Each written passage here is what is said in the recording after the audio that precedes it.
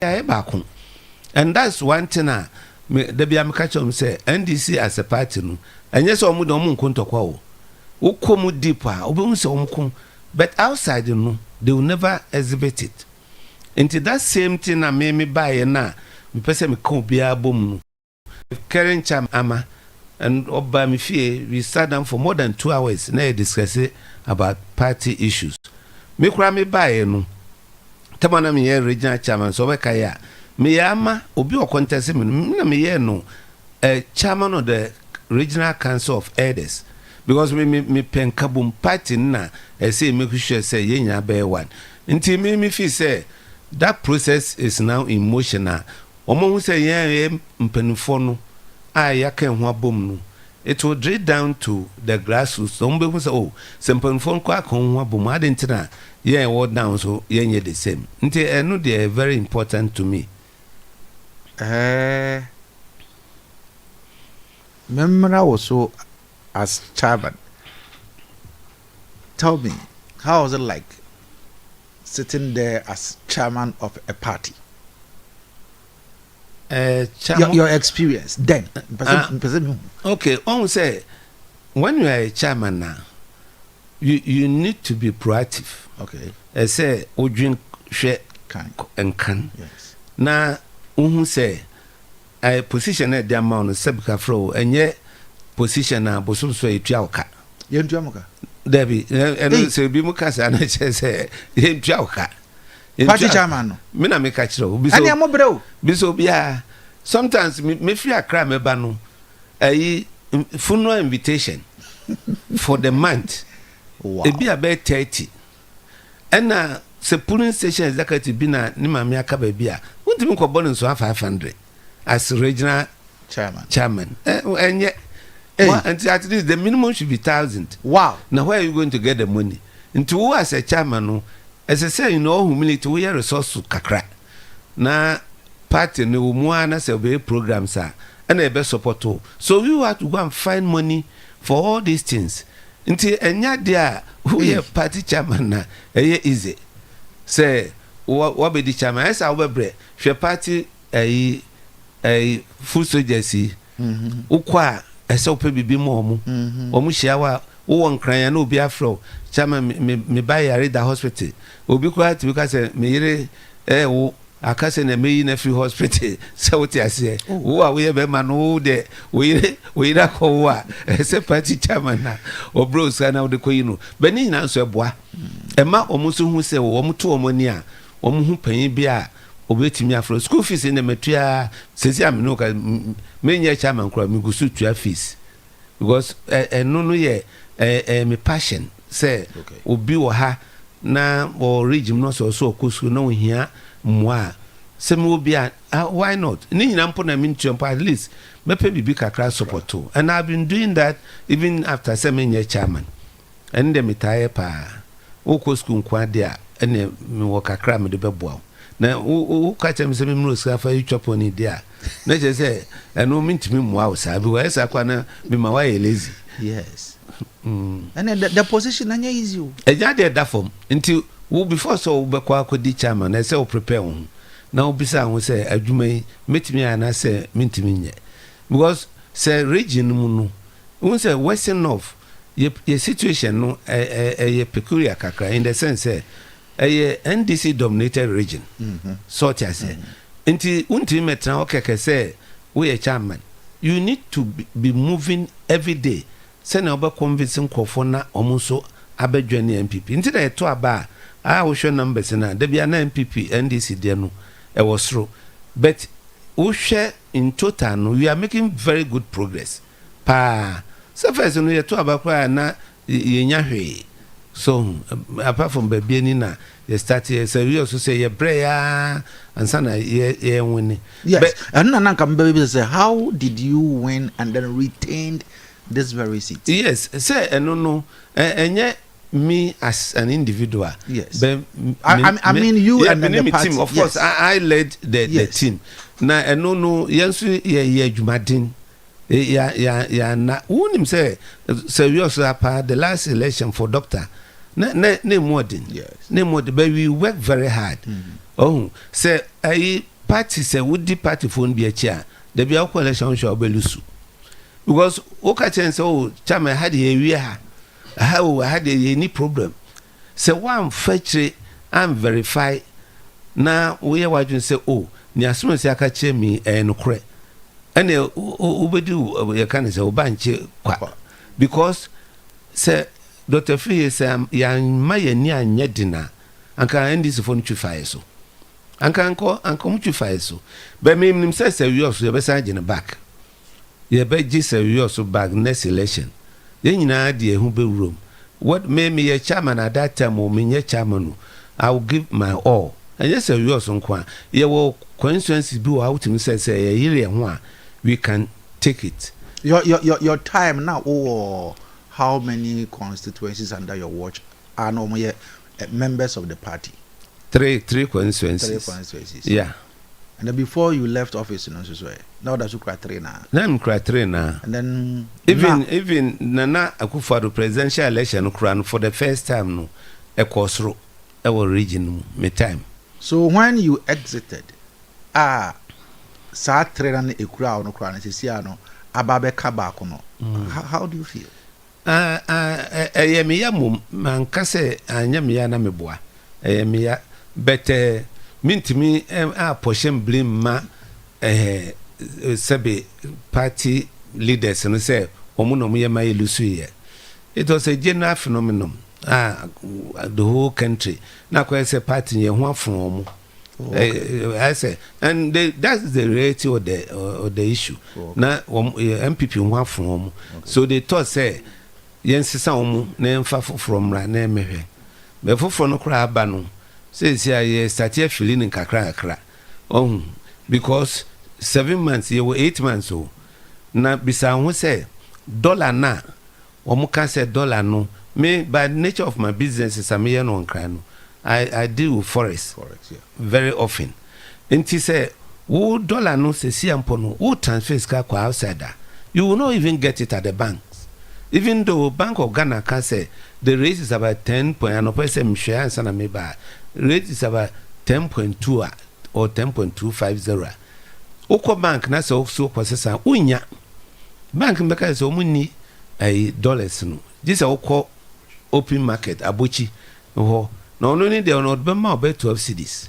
So enti sa dollar ina mu IMF kra catch o mu say mo empompe dollar no from Bank of Ghana in good system so mu jai na demand and supply na juma because dollar no ye ntwa dollar sebe wa ha you only have to export goods na when yeska na ye ankasa no export ahin na ye Ghana ye import also sen ye export ntina tema port okra no ye revenue the whole revenue GR revenue we get about 60% of our revenue from Tema Port alone. And he said, there be another pressure on the dollar. Obia ko China ope dollar. Oh, inti mi bisawo uko dwom wo yoso. Na nse ya mkra me buy me ka se me sesa nko market. Oba na o ka tem say bright sisi anu ma boy dem pa na me say how. Say insesa nka dollar no kra ye nyina ye fi say aye stable no ebema nyoma yenti so kra ebe stable no rather no nyoma no na ne bo no kosro nti how can Ghanaians benefit from so called dollar na stabilize no? It is not true. Nti eno na nso di ahochebe government on spend it se government spend there cedi no na ho de ebeba from kakra why can't a company meet say MTN and some of the commercial banks, foreign ones, no. At the end of every year, no, they have to send their money back. Yeah. Namti and Kwampono so would decide say was sending in Sikako, South Africa, say honomu omwo. And yes, Martin, tis I say dollar na say was sent so now they cock a suppressing a consumer. So inside Jina Ubejam, cock on Bebasro. And that's exactly what is going to happen. Yes. Obakaze mekai ebesi akosro ebe kosro because government started to spend there and now ube say dollar na ho de no etise na say yes but Kezela to force and made us understand say the government is spending but rather spending wisely Oh, I know the politics now. Oh yeah. Politics now. Oh yeah. Sir, spending no. How much have they spent in terms of share total revenue? Ayenya as against government. A car government ankasa this is here. Yemra bo campaign no, so with a campaign no, meaning say your stakeholders like the chiefs, the party faithfuls. More at times party the focus downtrodden a form of one. One more and more at times or maybe focus because or more friendly or more we are there or more or more engagement with Sankro for no at say. No so be me strategy but we the enya de employee secret. So person when this election we are a polling station executives but they are in the majority. Nti me can say coincidence for no here and I say coordinators who here but in terms of numbers polling station for no na ye no edin kita more na nti number to aba no na ye wo influencers nso obo a okasa chiro bia onipa no obete even though sanipa ko no onto aba ni bi but bo influence into all those people no ye no kasa. I see. Chairman, my time is almost up, but before you take leave of being Dr. Mahmoud Bawumia, I know how successful are we in the Munyuma we and one crying and any kaka a successful businessman, then I influence your decision to join MPP and to lead Dr. Mahmoud Bawumia's campaign team. MPP there, me family fear or the dada. If you kunya. I remember say my senior brother Francis Eswa. 1992 or contest. Satana body job so Bia was near one constituency. And now 2004 so contest in team MPP in there. And yen and say na me be journey. The only thing is say na me nya brofuni e adwuma no. Na omu policy nse omu de omu politics. Nti na me yen this guy, from behind the scenes, me support him. Na nyameka say, me a politician stroke business person. Yeah. Na Dr. Bawumia Obia, se me de oba, obeboa, share ni policy ba kwa odi aba party phone cry, omu de pa ni say. In terms of appointment, unse de bia say MPP abamba power, na say struggle. You call lobby, you be answer no we nya kakra na se we nya kakra. Ono the policy be eba say every constituency obama 10 appointments. Enti 10 appointment no enyo na oba be yi omo within the constituency no mo ankasa mo mfa mo CVs ne mo experience ne qualifications amowo na depending on where you can fit no. Na mo ankasa me say ye dey aso si be kwese ye dey we be kwese na imagine say 9 constituencies na oye appointment of 10 that is you are talking about 90 appointments within the region and no year for the constituency for now mo ankasa be select you and so no ankasa no why an appointment se be a cabinet CEO ambassador ni ade ni nyina no so obeye nti me pese party fo no hu say papa no good ideas for them ebi we am so na grassroots for ne nhwe mu na se be kafra me se me wosika kra grassroots for ahe na me sika no be so mu enye sika obetitia manipa no na eche say wo do party no but create opportunities wom ebe hu say wom so part of it. For example, cocoa board omode pruning smart spraying we other program forest for a forest guard and no we are what create job amanipa no and then no say grassroots for na djuma I said the mom nti so bi ka say ye nhwe omo a obey president wan ka say we ntimi for bottom ska entity ma grassroots for say o me pemo asento bia it's not sustainable. It is not sebe idea ye kagum from keke because unum grassroots for unum numbers also nti Bawumia person creative programs ni policies ebema party for no be anya adwuma ye me won kran na aka che se chairman se send this for na pam ye ma pam ye afi adwuma no sebe ka fra sanka ye wabamu a even waje 500 a month kra so betimi da to bibi kakra at their man family into ono no wo hwe sa job creation no in that perspective send e be yankofo e be na nye se me was kana mba me de metitis kama eno obi obakase bi oboa enye you can't do it untimi nye. So convince me in a minute.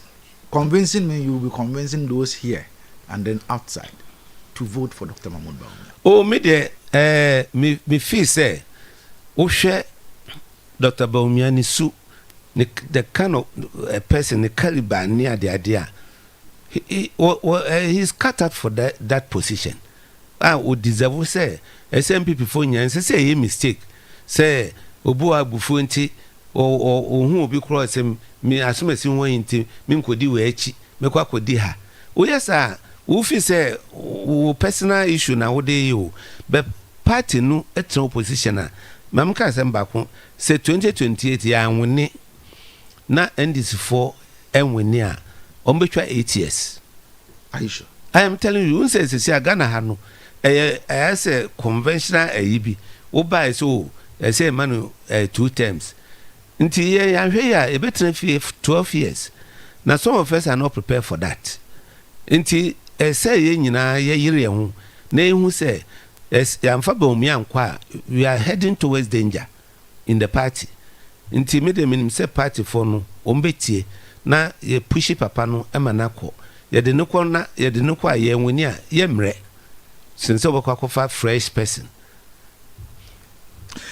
Anabai mene the campaign coordinator Emma Dr. Mahmoud Bawumia ne campaign team of Western North region and mene no ewa ha yedi nkomo oye ye ofa oye ye papa oye ye nua ye yonko yewra Benjamin Iswa ono ena wasi ye no edi nkomo but ye bre no aso a wo say yetumi edi nkomo no esi sense wunuma edoso nne okay but let me be a bit nasty here.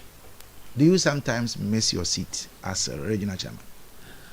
I do miss it because of the kind of I want to restrain myself, but when say take na me wo ho no na me need you to know the way I ba me fie now various groups where loyalty sanquin way members of youth na me to t-shirts more.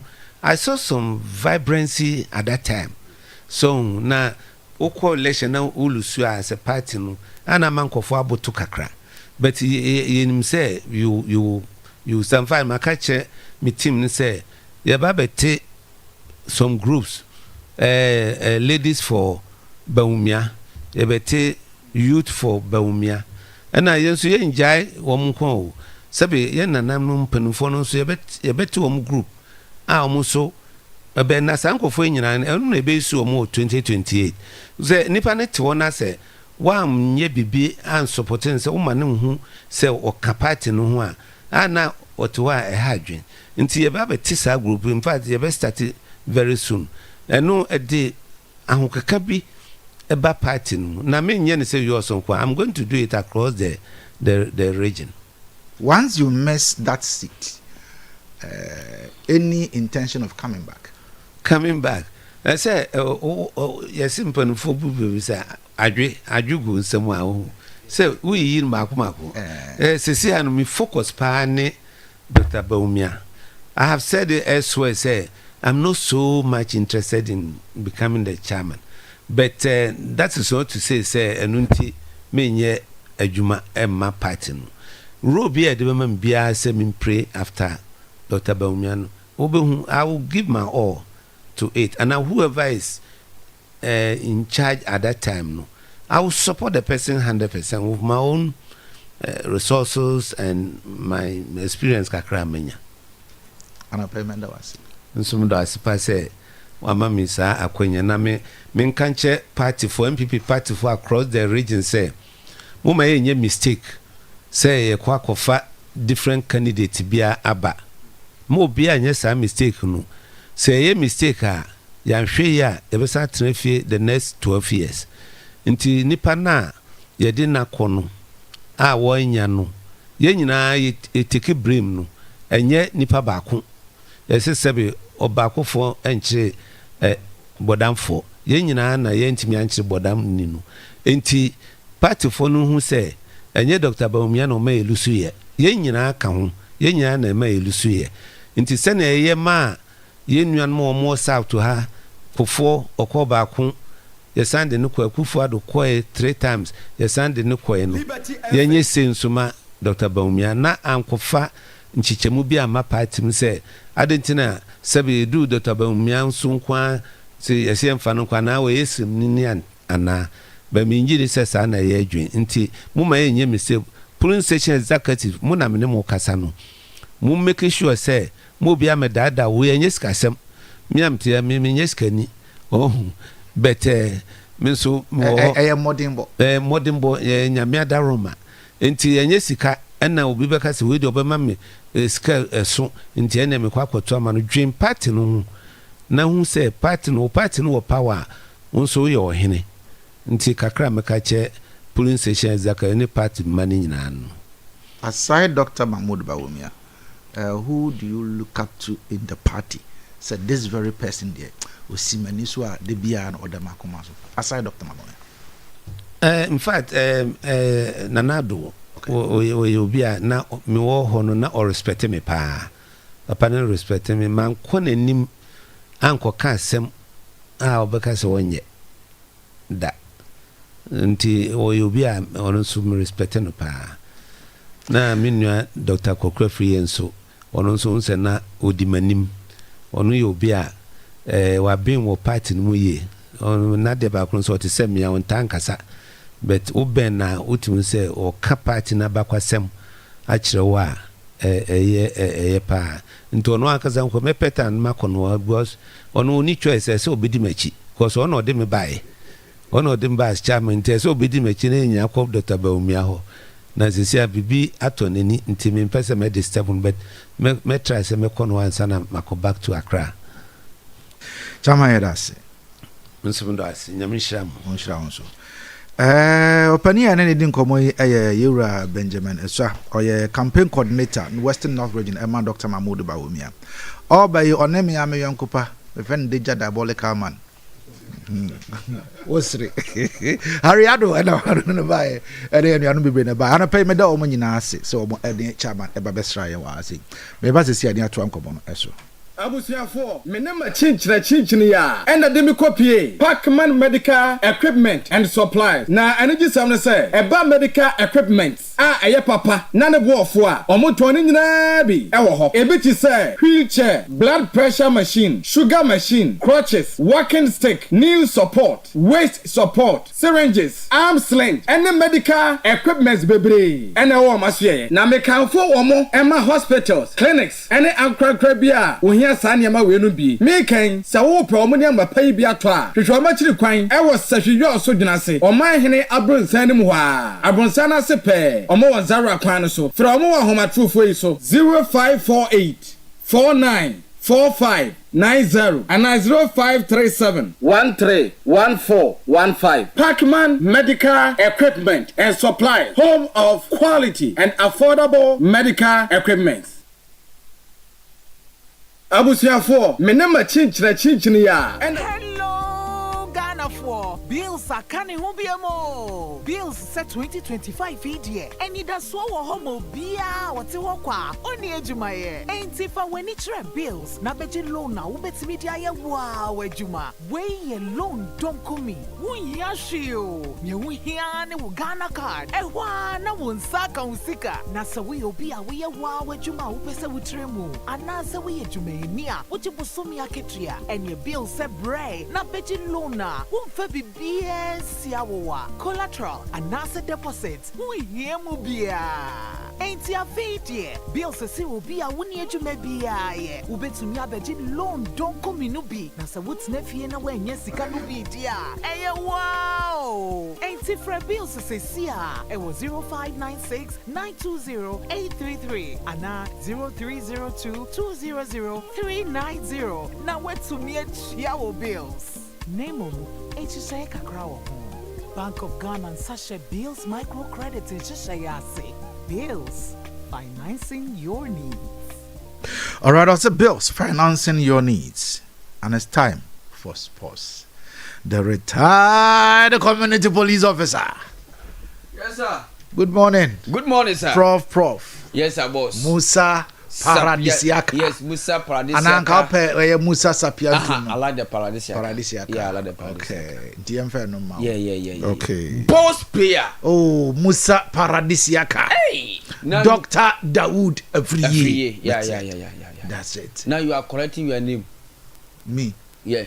What do you mean by collecting my name? I don't be now. Boss, can I describe your program?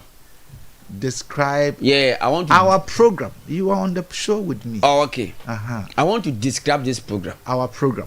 Yeah. Our show. Yes. Click. The fantastic show. Uh-huh. The exclusive and authentic morning show Adeakyia in the region. Thank you. You see? Yes, sir. This program always attract people. Oh, wow. Like a magnetic force, straighten like a catapult. Bugatti, good morning. Boss, morning. You are part of the magnetic force. Yeah.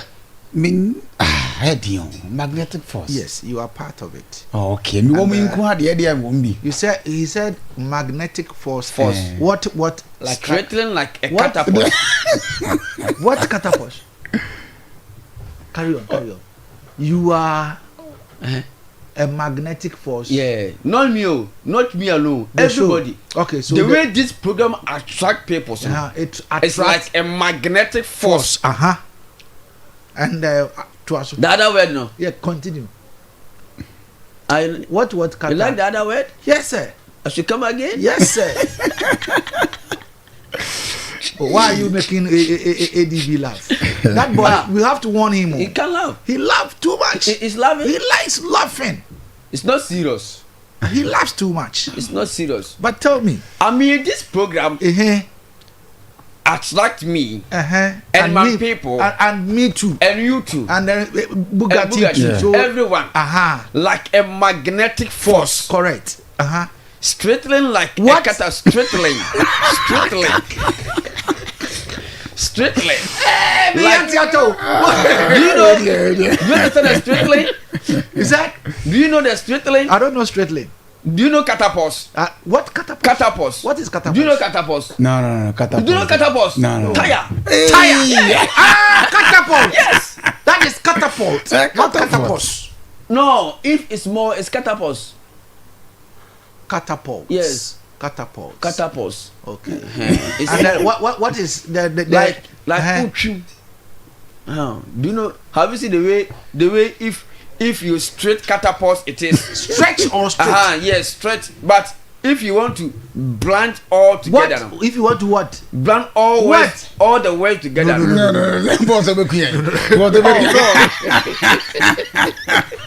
Hey, you are describing your own show. Oh yeah. And the show attracts like a magnetic force. Super magnetic force. Okay. And it's what? You said that word is what? You I wanted to mention it. I like your word. I like the way you mention it. I tried knowing from you. That stretching or yes. I like that word. Stretching, right?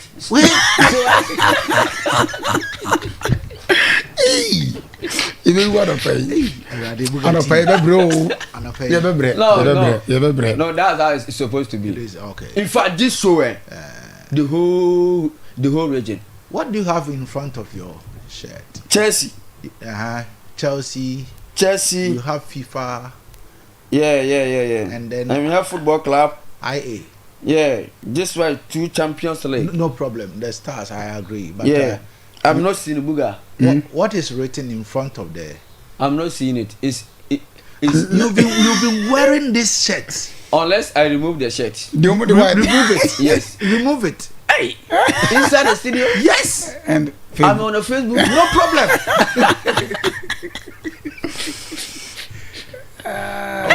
In what? Infinite. Infinite. No. It's not infinite. Buga, it's what? It's not infinite. It's not infinite. No. Buga mention. they are not paying my minimum. Oh, yeah, oh. They break room. Boss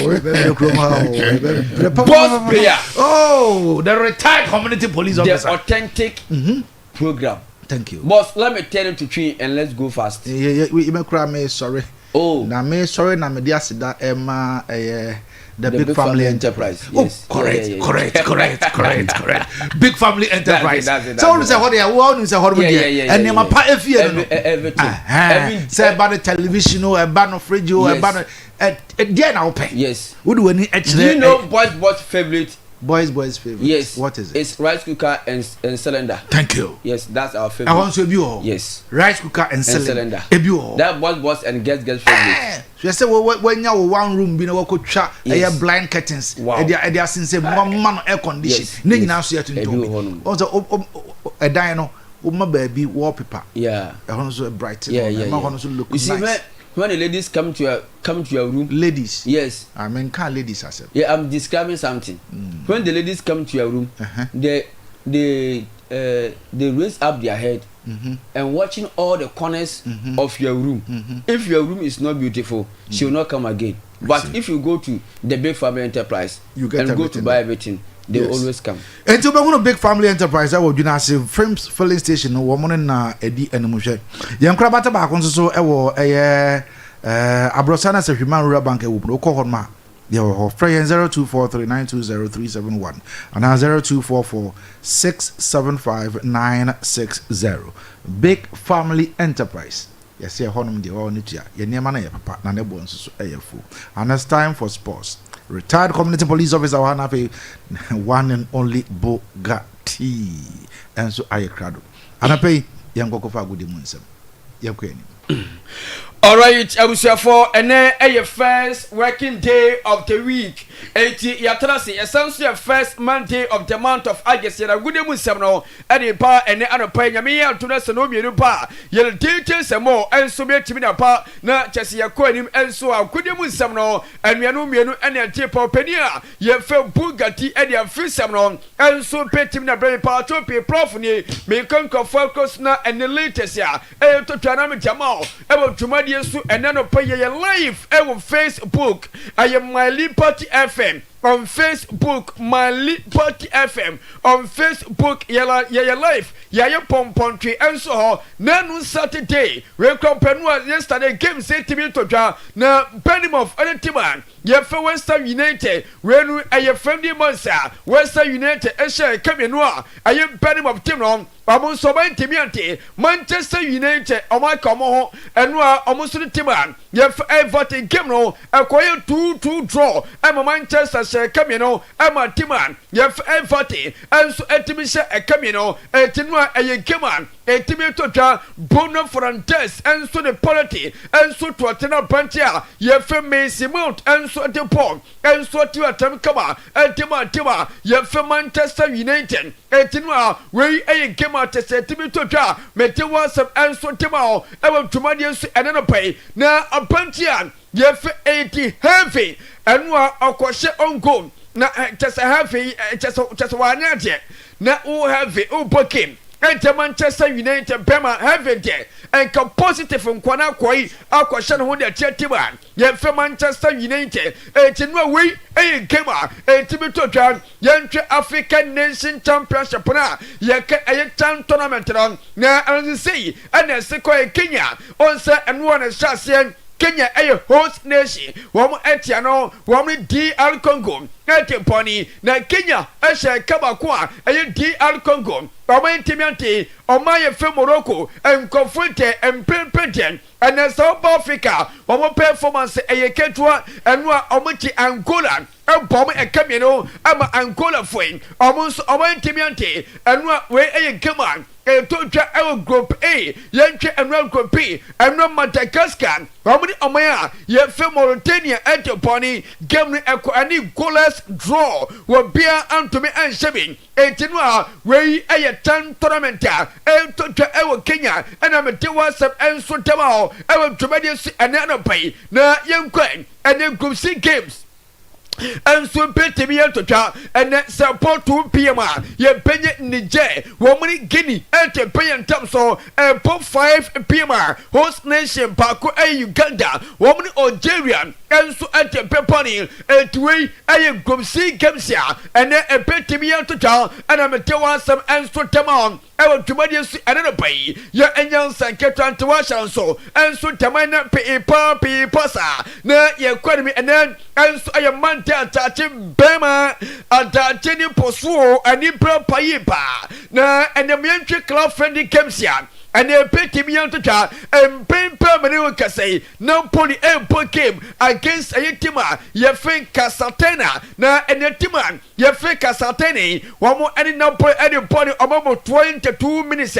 Will be on to me and Chevy na and the timan. Ye think MC Pasa and so again against a team. Ye think a Daugu MC. 80 NSL put 11 AMR and a side came better me out to try and the Liverpool and the team ye Atletico Pepao. One more ever 2 games in Paul. Na NSL put on there. One medical first game. Na and never saw to me come on. Na Tessa put on swan. Woman Samson second came on. And so to me a trosso. Ye penyon Sevilla. Woman Ann Cassia. And so to Peponi. And way a games yan. And a young term say. And pay to me out to tar. And I'm a tell some and so tomorrow. I want to money and then I don't pay. Ye and yan second to enter me pato for Paku. Me peto so na me fancy and na we betrase a ye date samon and so peti me to ja na and test pray one and a first pokro abandon energy tesama pa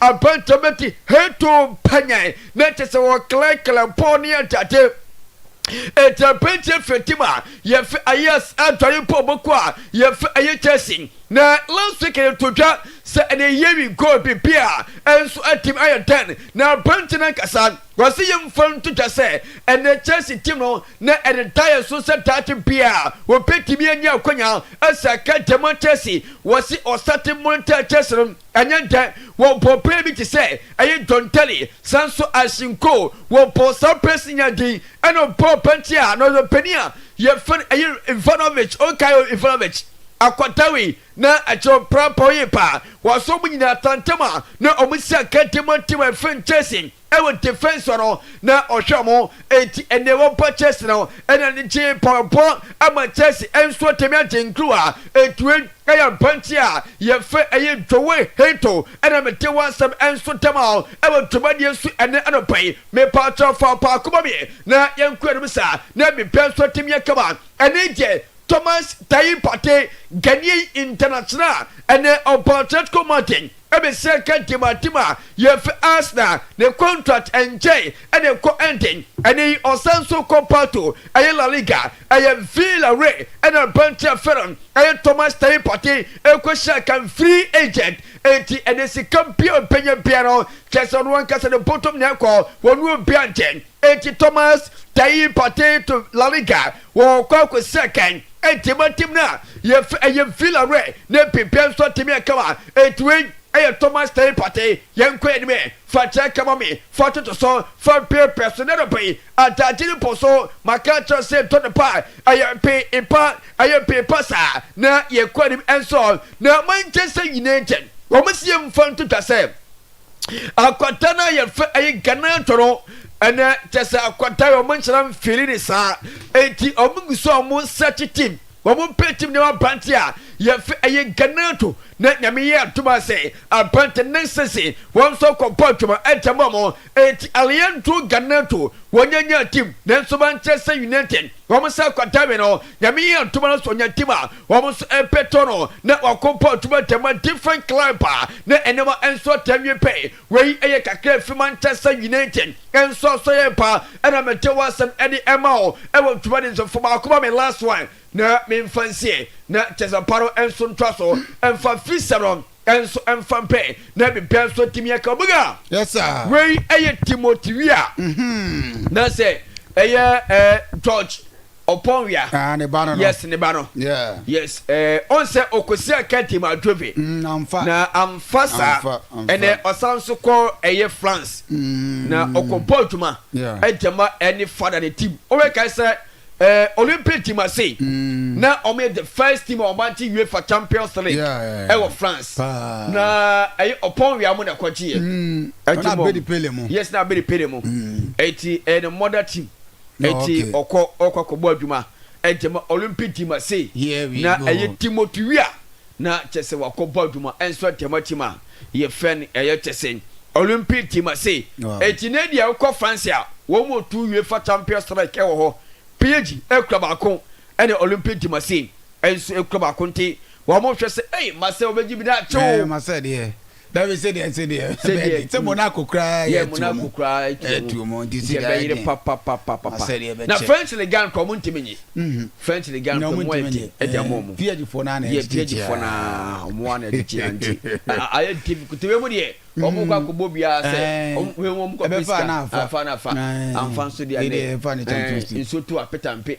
nso to apetampe fa esaratie na David Luiz because what tabobo na okay perforce FC na perforce ombo conference league pa enkofo yi ehu Sentinel Chelsea ya jabo no yes ko team we ni perforce FC na mo yes perforce FC na David Luiz enso akwasan contract e dey master team no say okwako board mo until 2027 na ni man so team ay kama dem opinia ye fe David Luiz 18 se vetenasia ye DT sembo enso ebetim na ba ye ntia fisem okay professor Safo no na mo tene Ghana pai say odam no ne seminar no de ababeto mo best sport station Liberty 92.7 fe ba fe na Safo no pai ya ba be di afisem mu nkomo kakaba bia wo bia biam na obi owo bia so enya bitem me fa konya iso na menko limam krom opa na no pai me say obi mo Safo obi etim na fei sister Charlotte nso edi bia ni mo no so no pai obi wona wo to ade nyina obi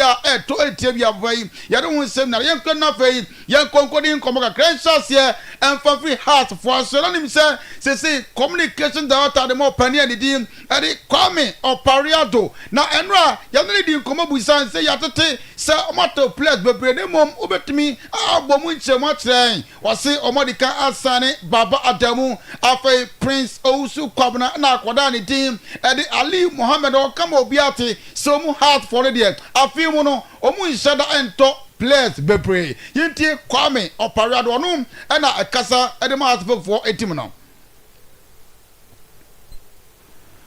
so far let me say that we have been very, very, very, very busy and competitive in the transfer market. We brought in 3 players. The Baba Adamu Abia from Golden Gates, who is a centre back, and then we brought in Ali Mohammed from Vision FC, who is also a defender, the same centre back area, and then Prince Ousu, former player of Gold Stars, who is a forward and as a striker. That aside, the club is very much doing business in the transfer market. It's my catch-ups there. And yet, there will be some announcements that will be coming as well in terms of new players that will be joining the team. Because those that identify there, able to me up what he intends to do or what he intends to achieve with the club. We are working on a strong way for him. For and House of followers and say Obianya Buche and yes service will be at 10, 15 points here. Then we also have to buy the stage. So Well, when it's some for just a communication that the Mahasi to no penny editing, Eddie Kwame or Parry out of the two Janano pay, Yama, Yatil for Essos Kadunachi, and I'll say hard for supporters, Mudamona Enche, new sponsor, Eba, Tisania, Clubs, Ribi, ASANTE, a lot of sponsors and hard for so many idea, Neba, a bigger, and Sumruta, Yatil Kwame or Parry Ado. Maestro, I'm the Menoa Nadine for more 2 seasons ago. They were the first to also come out with their jerseys. I told you the same early morning interviews that when we come out, everybody will marvel at us. And indeed, when we came out, everybody saw the kind of jerseys that we wore. Last season, I mentioned the same. Maestro, what I can tell you is that if our training jerseys are a piece of excellent work, everybody appreciates it, then you should tell everybody that the kind of creation are coming into the jersey itself, Maestro. When it comes, I know even every opponent will appreciate it, because we do the exact thing to ensure that the last season here was level 1, we have to move to level 2 and level 3, so that we continue to improve, and then and give my supporters something positive to cheer about and to give them their bragging rights. And when it lands, we will let everybody get to know about it. Well, when it's some of for communication that the Mahasi to no penny anything, Eddie Kwame or Parry Ado, the two Janano pay, Yama, Yatil for, and so Timothy and Kanim Kaka, now Bekai, former Kumasi, Asante, KOTOKO Express editor, opinion, the other Jerome Autry. They say, and say, Krana, just a Ghana Football Association now, Bina Kabuma, says so many at the Production Limited Abba, Omni Sika, put to the about of war, only what clubs in Nana, and don't know so they come on any because Ghana had here can discover what clubs and what now I am St. Peter, no, that is a beer Sicano, clubs in Samansana. What Timothy is saying, the Busan Conform, this kind of clubs, Nana said, Fama Omu, Yentio Pania, the team, Jerome Ochonum, and an Canonum, now a KOTOKO Express editor, Yentica Crab. An issue for me, and it's not like I am overlooking the positive the positives of what they have done, but I'm careful in celebrating what has happened to the league right now because of the history.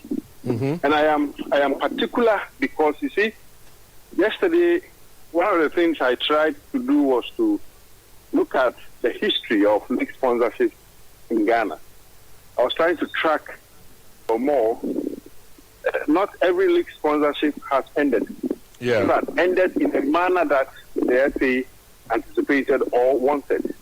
And if you even look beyond the confines of the FA, we who are fans, we who are journalists, other stakeholders, all did not have the sort of expectation that the well, somebody know what about the Kaka, so now let me say, call the Ghana Football Association now. Opinion the team, etiquette, ESOK Konum, and the GFF president. Now, let me say, or see, or bomb Belango Parade, will bet my court 30 or court 12 good years. And Jerome Otichum say, opinion, yes, Adia, Nasabi, or Yaya Pesamin Kumina, or be about 8 years, no conquer by ya. In fear, Dunum, Dumian, Aden, yet your opinion the team, and Jerome Otichum, or Brano Chanapin, and the market, or breaks are for all 12 years now.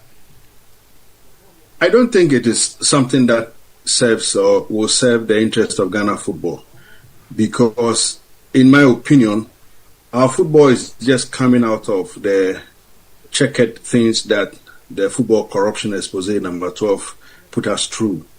If you have come on the back of something rough like number 12, and you have only worked with all the things that were put in place from that period till now for only 6 years, why do you want to change it when we have not tested the various systems that have been in session since 2019? So I come from the position that the term limit extension or the proposal to extend the term limit is selfish. It is selfish because I see it to be the people in office. Well, when it sounds for former Kumasi Asante, KOTOKO Express at the top penny and the team, and the Jerome Orchard 2, you are not pay, Yama, Yatio 4, and so at Timatian Kadimka Kradabakai, Sir Fatal is a last year, and Onya anterior cruciate ligament. 1 year, Nangupoya to Makwadawe at my bounce Sibaka, and Ra wanted to move for friendly game against Florentina. And only say Jordan Eshe go now for Fatal to say Guanunachi, then he played in Comotese, we saw Ohuna Tokaka, and now Wadiaba, or Singana for Namodamona, Fatal, and me will film the game to be anon, met me as a Kente or Prague game no, a corner against Florentina. Right now I'm feeling good. I got more minutes and still feel good and no pain in my knee, and I'm just now focusing on next weekend for the season, and yeah, just feeling better and better.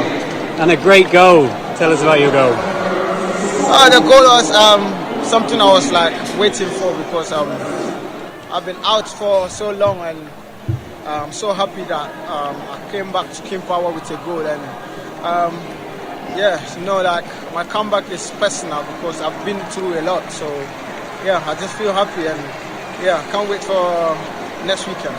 And the fans are here as well. The fans get to see you. What's it like playing in front of them? Yeah, I miss playing at King Power, and I miss the fans, and it feels good coming back again. And yeah, we'll go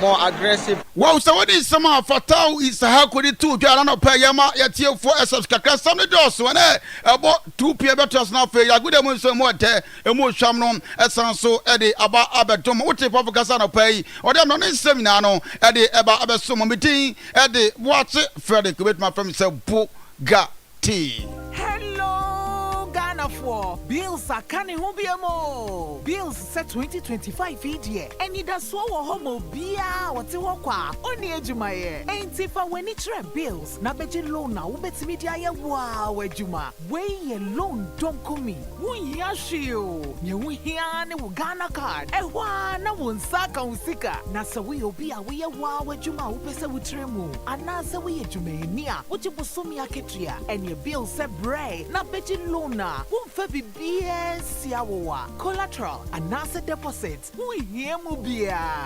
Ain't ya fate Bill says will be a 1 year to maybe a ubetumi abeji loan don't come in ubi. Nasa what's nefi na when yes can be dear. Hey wow. Ain't it for Bill says it was 0596 920 833 and 0302 200 390. Now what to me yawo bills. Name HSA Kakrawo. Bank of Ghana and Sasha Bills microcredit in Shishayase. Bills, financing your needs. He wants. What's a wedding easy? Oh, you butubutuankasa. Wakaka. Messi, Lufat na wajima were you? Hey, malaria drew Lufat. Jama wedding were your hospital. Sister, where I imagine that few hours to my wedding. Na Missy Sim whom I shepe. Minkata was a mikunia. My husband is sick. Hey, Jama Tornado. Nabas annoying. What's the water tested positive for malaria? No, not the one for ambulance na one. Up ambulance. It's not a bicycle. Hey, no, yasin from Kakabo. No, kick.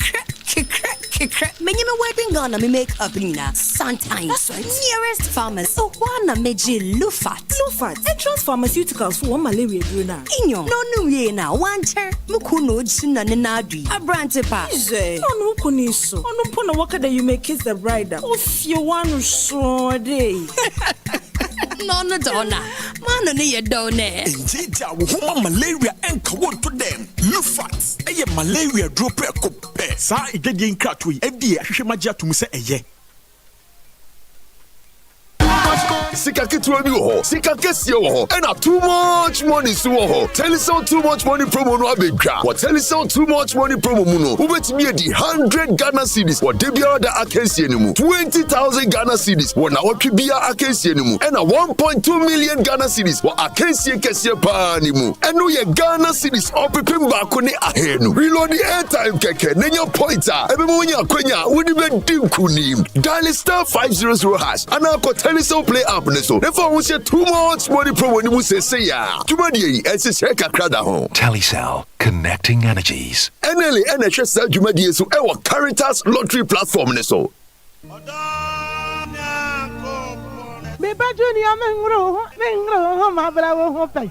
Hey, na wani na adia wo je oba grossa no. Na adia wo nyame nam Dr. Amwa, owo personality natural health care so aye. Eno na di bani je say yo. Best care, awo ho nsem de. Otenete se wo ka se mu obuo, o prostate aye kese. Ama onya dwonso mu amanuhunu ana empaso mreyo. Say yes stroke, diabetes, hepatitis B, pressure, sisti yadie, afichikroma manihunu, enamu yade hodo, ene yadie bia wo Nese wa na medi oluman enu oledi kwa check up owo mfidie pa meye na domatri ko ani na nse mi double no who ni sen hey I'll grow hene oba o pese o hips anase o to eya akese ye nwo adwuma sanso enese stretch marks aje o wedi aboso a eno nso ye yi free ho berima obema so na pese o pajamu no bra ye be pajamu ama obehu peske ewo Accra La Paz Nyameche Junction ye wo Crown Prince School no achi wa kuma G runabout Medila bachi wope baby ani edese human rural bank wo mu no sawi yoso empomam ye ne Church of Pentecost ene di nhwanimu takwa Roman stores opposite Zenith Bank Sunyan ofri kumase KOTOKO house Rex ye ne total filling station no ne di nhwanimu Fre Peske ewo 055 773 8555 Peske quality hair within no sir.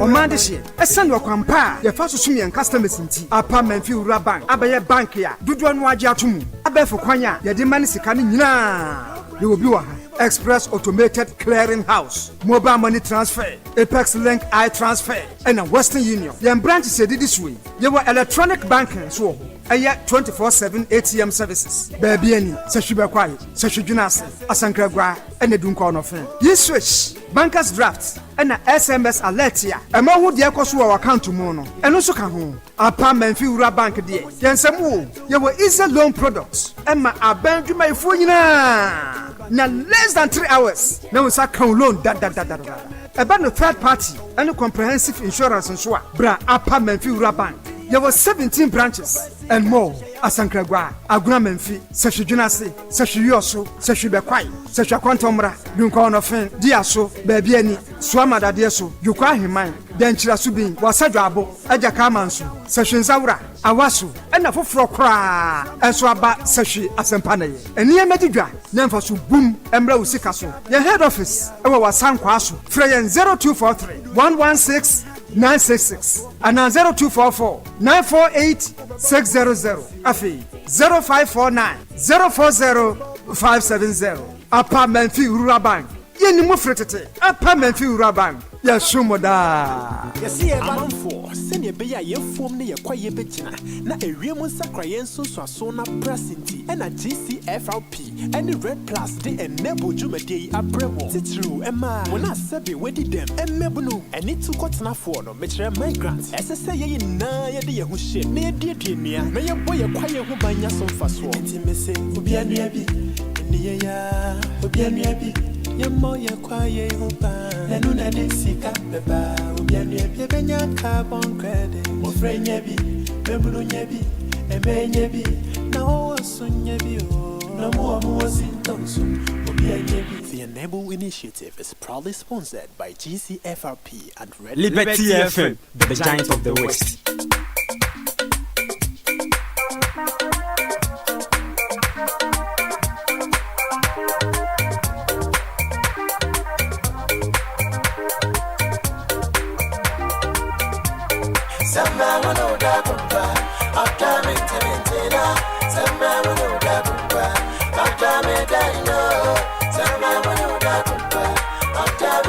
Liberty FM.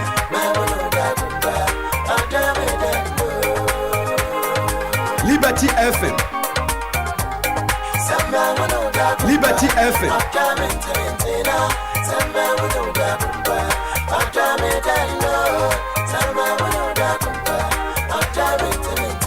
Liberty FM. Liberty FM. Come on. And my face, yeah, me power shock, I saw what for me pay. I'm in the actual to do for my him, Miss Row, and sat down say, me swan throw out of a lot. Unguana, me fell found to my babo mediano, my unido, my amabo. The summer was in the dinner who fell. I do Unguana, my commercial show. When I'm a crying, me soon to my team, and soon to who call better than say, before my term fine, and my boom, who sent me your baby to know where more come and yet, the amount one of my weapon. Because I was one of my brabo, Liberty FM. And on my home, I find a free little crack. Or when you for son, I never brought and say I wouldn't get my back a crack. Madame, Yana Matraka crack. Or by the self for Pedia massacre. It's a baby at Tunche, a Sambra. Who wandering drain in your dick Mudafra, some sure will party, Fenyamifra. Dowachi di Grana, Makodo Hime, Wawa, my awadi, also trying to Muda. When you be a simi one kind, for Sabera Makuma Muda, when I would kind, we are seeing that and fat me one time. Good damn it, I see one time. Liberty FM. Straight to the pantan. Come on, patch it, or him, patch it, that's right.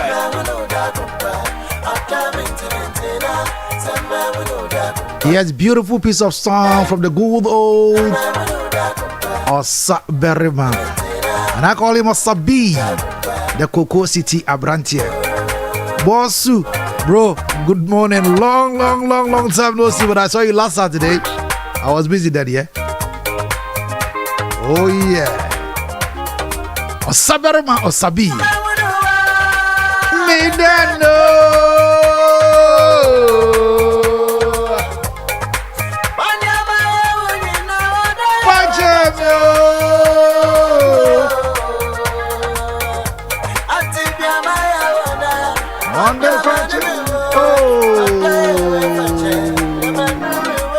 anyway, pa.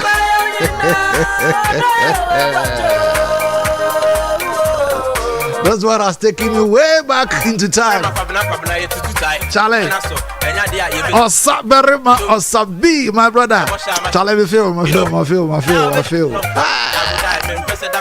I don't know about me. I remember those days, far away goes. We were having good time then, man. I said, who did that group have died now? Osaberima Osabi, Cocoa City Abrantier. You need to have a chair on a pay.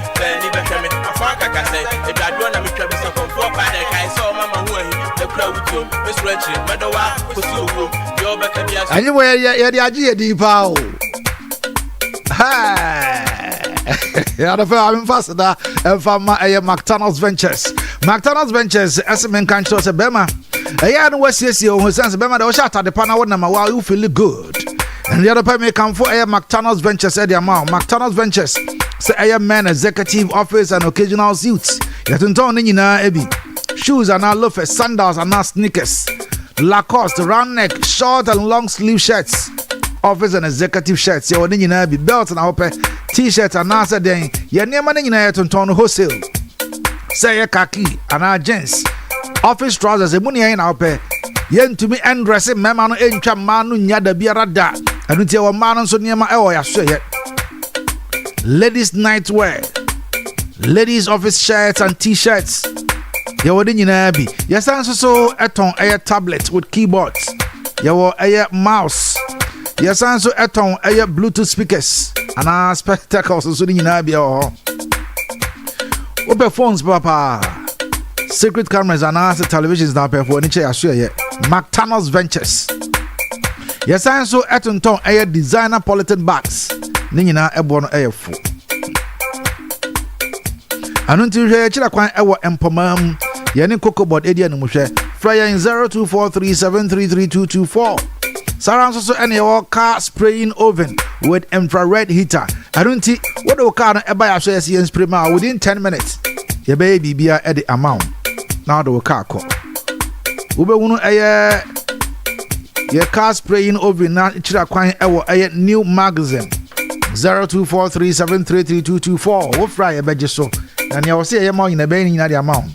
Oba dada nyina me de me ka me si oba wani mo nyam no trimi it is all na wona o tri hu eye basa me sro oba unya price no matter how a ho esi eye fa bia anu nti oba wani mo nyam no trimi nti siesie o tri hu ma o tri hu entwa Brighton wo de men shata de pa be mo ma o tri hu entwa Brighton wo siesie o tri hu so de a Enoa and a superior hair and beauty supply, where every strand speak style. Your bottle, your relaxers, your treatments and oils are holding in Abby, your styling tools are holding in Abby, human hair and a synthetic wigs, your original. A marine fish up a weave bundle like your shampoo, your conditioners, they all live in Nasifoni Nara. We will only have Mahina Bros animal right after Adumco store. Fraying 0242449977 and 0555568100. Superior hair and beauty supply. Yes, so where every strand speak style. Na anapay. Yes, I'm a many once and if you had a Korean smoke up na Eginia. Neighbor malaria fever and a how wadumu anato won't be needy. A Bible songs no boons and now we has the area Bema Wayamero on Passus in a Yawaya. Nina no a ban herbal mixture and a make for Mount pay. A busu Abia to a drubia. Do one open Jokoton of one and a fret 0248 2777708.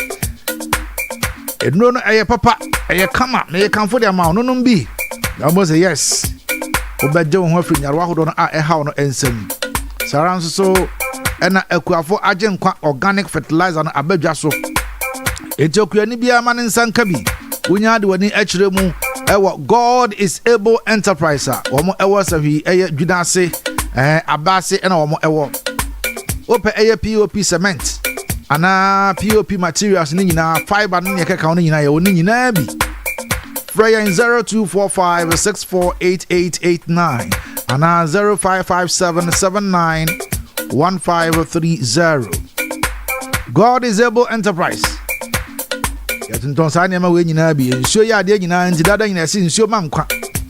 Na se nsuo mankwa dia e wo sa wonom nsupa nso de no a density natural mineral water. There were 500mm sachet and there were 19.5 liter bottles nina ebi. Eye Emma obi biara wo afiefie and officer hodo nyina mu. Ye se nsuo eya ade nyinara. Eno ntima won sanka nsupa no. O kwa akoto nsuo anom na udru na se enye density natural mineral water mento. Isan se wo kwa kache ni panse ope density. Eno ene nsupa a obi agya tum. Sa wo ye wedding. Jumade bia wo de bia be hia nsuo e wa ase de. Eye density natural mineral water. Number 27 New Road, Tanaso Main Road. Food and Drugs Authority approval. Entifryer 0596604743 and 0208466256. Density natural mineral water. Yes, in Supano Enono. Demom KIT Solutions in country was for niche mo e adwunase. Wo laptop and asa desktop na ho atochima. Wo pese esesi edemawa. Ye wa accessories ni nyina ebi e ho honom. Se eye mobile phone accessories ye oni nyina. Ananti bra na ye nye ema ho. Wo de so pese installations ahodo nyina, upgrades ahodo nyina, ye ni nyina. Our KIT Solutions. GPRTU building mo. Emua ena ye wo a ye ne Malcolm Edia num hwa ye ben big brain. Open phone nato say iPhone brands ni nyina ye wo nyina bi. Saran so ena open Samsung. Open Infinix, open Techno. What kind of phone ena open for the HRMU our KIT Solutions. Meso wo our GPRTU abro sign mu. Wamo ne Malcolm Edia num hwa wamo ben big brain. Fra wamo 0245404140. Eno no K number no wo frɛ obefa. Wait to 0245796770. Ofra omo ebeje so. Anapɛ nche. Amanyafo no asinkonya ewa ha sei. Me nua bema atamafo etime nchen wa ha. Ye ba be din komo. Na on say sesi a afi no yasimo. Ya ba bedru be bia yaduri. Na jesi ye koye ni ma ne sa. Na mom ebra ye wo mu na wo hia sika ede hye adwuma no mu.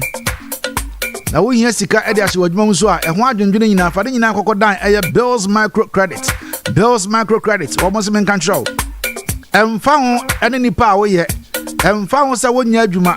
Odaye so nyina ne sa wo so betumi abi adwuma ama obi so aye bie. Ano nti wo hia sika ede afadwuma de no ase. Wo hia sika ede ahye adwuma nim.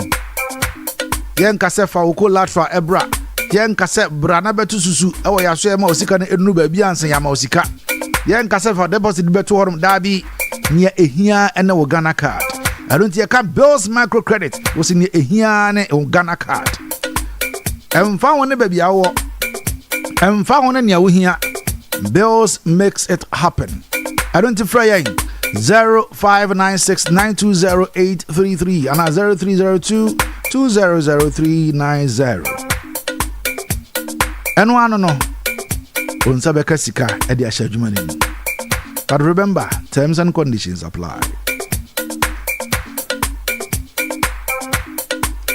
o sesama hunu da kurumpa odo me da na bede na wada nemom Melonesity a honum and a bakoto a brand new furnitures bed open wardrobes saranso and open dividers a more representative tables ya woni nyina bi a nyina efri amanone to say a year krobi to say and our mind be to say Canada UK and China your fridges ahodo your fan ahodo your televisions ahodo microwaves irons your toasters your kettles ni afei eniema ahodo na nyina betumi ama wasetena mu ayo kama a efri amanone your high pitches where you share ye entizo your police officer or your nurse we teacher we a banker na so we obi also didwa afei general public na nyina no obi a betumi ednani akere ya share hodom sanse eniema no bo no efu empomam ena yewo Can Royal Filling Station no aha e honoma ena yewo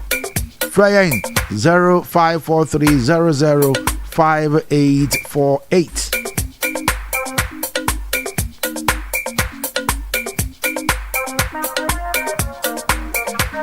Anunti osaberma ose se ma hunu da krumpa me da ena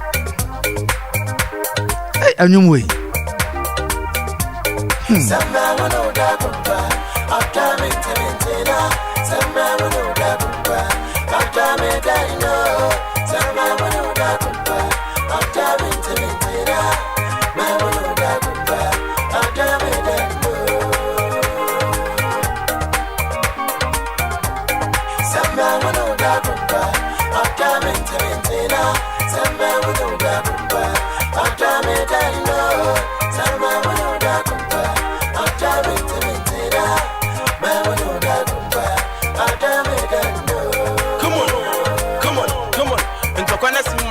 me power show kai say what for me pay I'm in the acho to jogu for my hima me say me slow and sat dance am me so afro out of a lot nko na me pay found to my bebo me dia no my unido my amobo the suma was in the dimi ho fel adoa nko na makoma hwehwew wo na me kra na me sunsu matimi mu and to tro ho pa betia ne say mawu me fuma kire me pan e ma obunfu wo say me ni oba bigina ho mo akoma tietia amanfo no ma waba mu emu me kai say de wabo am abrabo yi mu me su minya bia minyi wu mu anoma ho be ya fa ne free ne takra obani nyampo tso na ye ne bobra na nse ya wuni fie mabako kra me da me na ya na me twaka kra oba de se fa pedi e masakra Asambra, Mwadren Jane, Nimyadi, Mujafra, Samatri, Padi, Fenyamenifra, Dawachi di Krana, Makodo Hime, Wawa, my Awadi, Aso trying to Muda, Unio Bian Simi Huakai, for Sabere Makuma Muda, Una Udika, Unti, we are seeing and fat me whole time. Kujame, the Awadrin, I see one time. I ran my bottom straight to the pantai. Come on, patch it, or him, patch it, that's right.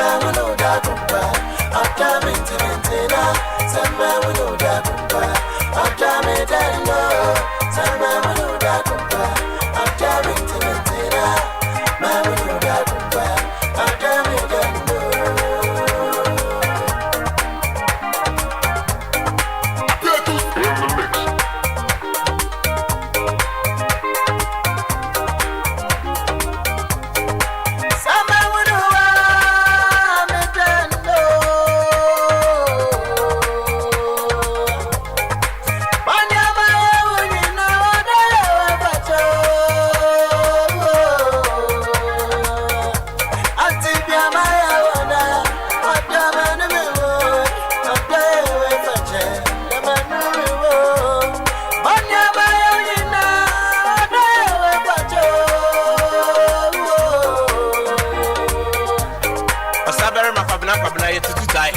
so enya dia ye be jai odo ye do sweetie pie say wo kai e bo sha ma show ni na e no be lie ada o be jam no I swear I go die me pese da ko kra me hu say why ye bo sai so no obu afu me hima why oni bi ama yo bi am nkpa bo fight e twa me sunum aba fa me yem asem we just abi e ya je me sem e wan say na hwe ko po sign sem e ma sem ti we ti entem nessa sem pa ko no di be di atem papa de ni say da nyina go da ma bam sam bref nyesa me ko me kura chintem odo to say flower e she bi ana say be ni be hwe me afanka ka say e dado na me twa bi so komfort pa de kai so mama hu ahi e kura wuto me stretch me do wa ko si owo yo be ka bi asiti me tie no go uni wa wo le bumi ana do the so me jitu my phone audience I come home my intro dress with idea e go si se ko be da asante mamu de fine lady ne ma ko ma so ade e go si se abreach be tu ko si ade oba hema only me mind yeah that's right catch it that's right come on that's right samba wono da kumpa after mentina samba wono da kumpa after me dino samba wono da kumpa after mentina me wono da kumpa after me dino samba wono da kumpa after mentina samba wono da kumpa after me dino samba wono da kumpa Liberty FM.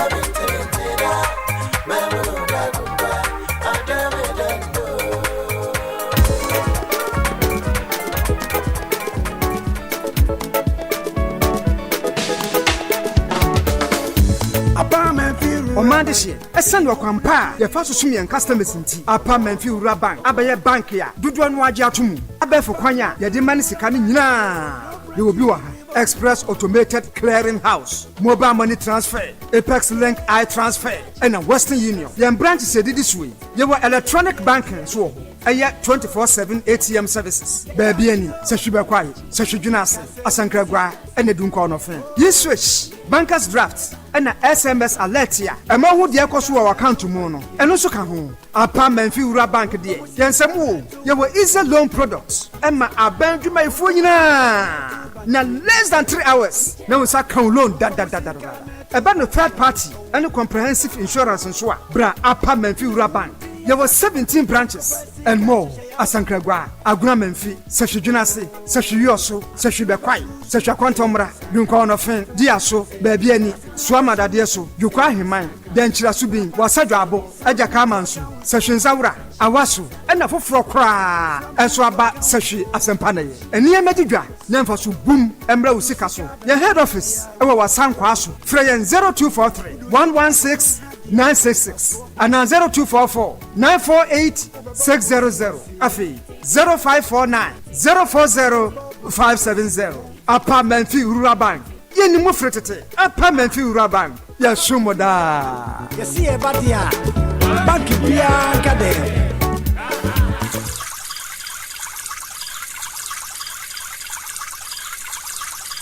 sɛ mpanyin kasa numusuo twɛn ɔpa na ɛnyɛ nsuo bi akɛkɛo na mmom nsuo a ɛbɛma wo atumi agyina ɔpɛ ano density natural mineral water ne sachet ɛne dispenser bottle yɛ nsuo a yɛahyɛ da ayɛ ɛde ekum wɔn sukɔm density natural mineral water pebinom wate anio yenum ensio di kum yensukom nom density natural mineral water biaya yeye ensio no tiye pa yewo 500 milliliter sachet ena 19.5 liter dispenser bottles ma afiafie ne offices hwehwe yechi kwan wo number 27 New Ridge a ewo tanoso kwantempo no so hwa frɛ 0596604743 and 0208 466256 na koto bi ye wayefro ayiye ene badwam nhyiamudie density natural mineral water insu papa nie FDA age adwadie nkratoyi atum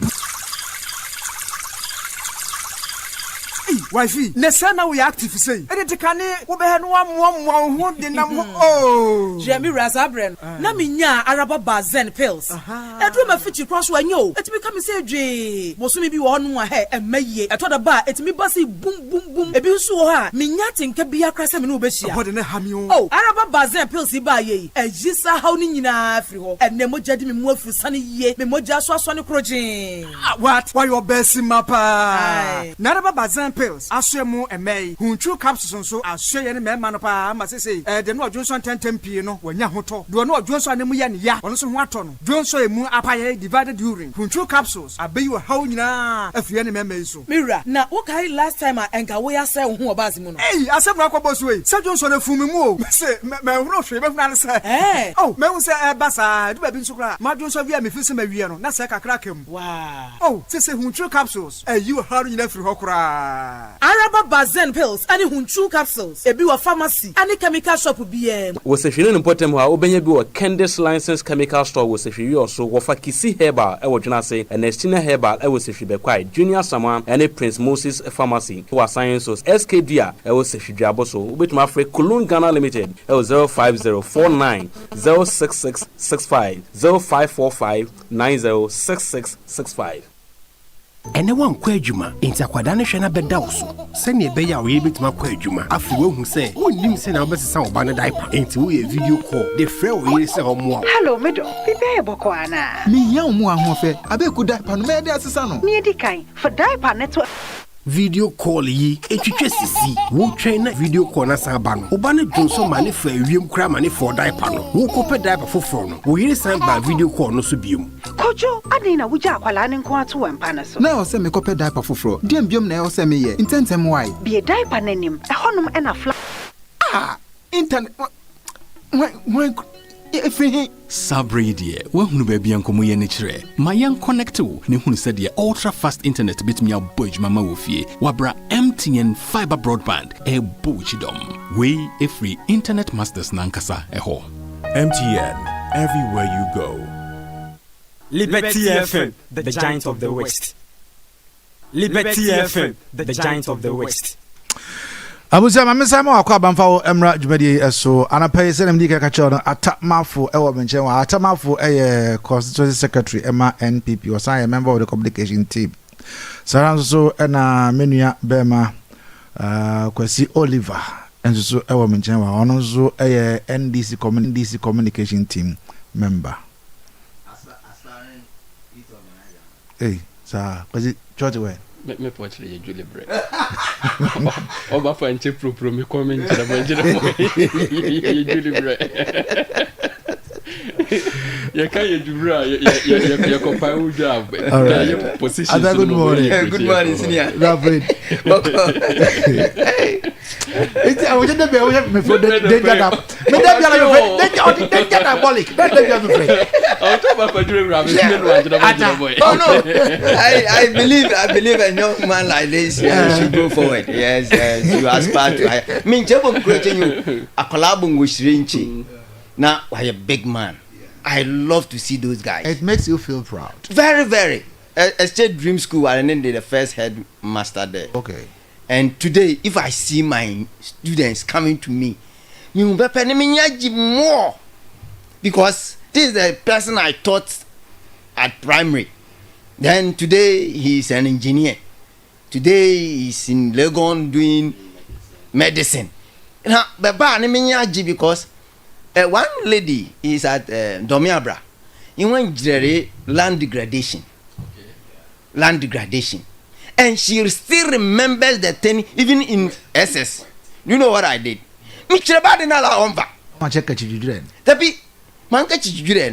So lucky for me, opposite the school, ni bi ayira. This guy seems not to know. Let's move. Then I moved them from the classroom, went to the field. Lucky for me, I blocked the said to Anya Obre. What do you see? Bushfire, why you're a brown creating. Yamwa na Anyano Kosoba, yes, you want but two Anyani, into Asiana, yes, but Siena Seche, Yamwa, that is land degradation. Then the whole club. You want that thing, even at the secondary school, he still remembers it vividly. Every time you change your education, or think you can dinga biala. Nemo oti practical issue expose you akalane. Ko practical issues niya. We win there, and he's so proud. Me piano or me abra no to say. My mom says so. Then I'm happy. And for Oliver like this, I expect him to do more so that when I'm in my pension and in my house thinking, I'll see him one day on the television. I say, oh, this is my boy. Professor Banu Akon here. I mean, what's the economist? Now, Professor Banu Akon is somebody who go in for exactitude, exact way. Why is he so to get A in his paper? Oh, it's because you people don't do summary. How? Okay, you don't know. I'll be in my pensions when you guys will be ministers, CEOs, and those things. If I don't polish you well, your policies will affect me when I'm in pension. And you know why? The man was in pension whilst the Deputy Minister of Finance, John Kuma, who was my mate, was the Deputy Minister of Finance. Can you imagine that?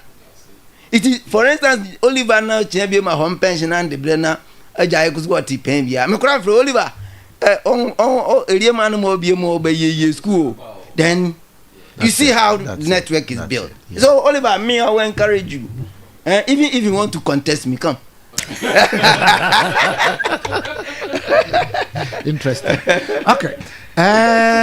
Atama for now ten in Kano on the say on just say why say me say we know say Yeshiana ye jaika na ya. Kwasi nso saa na ye nyina edit ya abokoma. But kwasi I hope I follow Paul Adumochi. Yeah. Yeah, arresting. Yeah.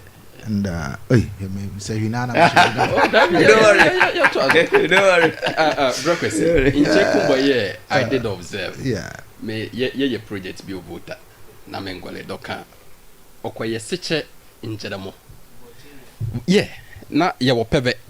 Chebia epena morning discussion. A political segment discussion on radio. Na eko yala nenyai che BECHEM. Impossible. Voctarian son ekro ekrati ekraniti bemven wanya ne bia akra be English radio sinimo bie na ba connect through bia ho na nya be briefing morning ne mo ni chenimo bie. That is it. And ebisa anwona ni ewe yikuro che nzuetie apart from ukura anwona ne brofon engreche ekusu adwudwo de biala konwa yemtimekro. Oh, like Oma in which was the need for him which oti yikuru na osunya twi yikuru teze. And it's about time what the chair encourage so any chan more wa oye ya che kura kudwa so che kwatonchi wo se hiase yesu wo so na ne boye bisa yi nche ne boye otone no onde sahi boye bisa what stone wa e bisai che bia wo nche he enyo boese okreche ko hatwi kuso yeti se hiase yeso inti ya henene mo anya nana mo ojunka biara be esa hienzemba ya mitie o ya mefepa. And yeah, nana we do urge them. They should encourage the youth. Wongro ni moso. Mabe mvaso dia boyo wojujode now. I had a mate, not me junior po, way back at the university. Or yeah, the national service ones, but not in Zimanie. Make come for me so. Now during national service in the noon, nkabo yo holen, no had this gas itself. Che otibunu niye, okachi. Or yeah, service yele. Ba umbo yo yele yo on the car oda mali yechi nuwe wu ato yesuyen na imusunyafo wale boye be dwudi bre be kanzeman dwudweden kraye be boye be wawuro nanun be ba che na brand ye nti what one great things what nzimanie boye ekon na iwie na nkasa not contract killing wo brala nti ya hyase nye be nwuni cha what nzimanie ya ho a Bengucha bedien. Aha bengucha bedien.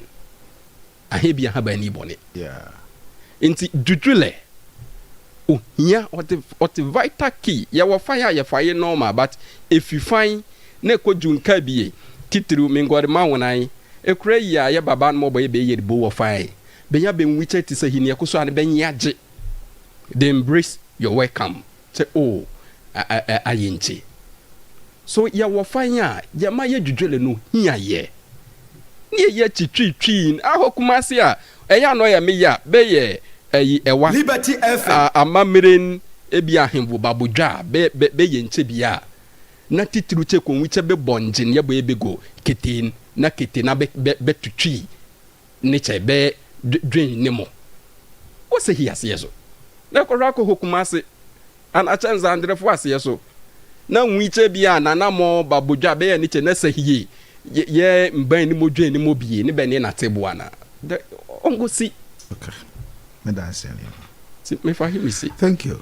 na me bisa ne say I hope the when yakwan edi airport adomoche ni nsem na chi kakra the arrest na kokosi bia ya ba ababidro sisi ede otifia oje na homeno many of the views near air cost no which anthem wo sana also so ohono brekwesi anopa ide mechi ya liberty etiefo na machia ndisi ma omutiemi anopa mesachi am regional minister ononso ena me DC se huyo so municipal assembly amsi ononso anopa mechi ya no well per the topic put before no ye ka which hunting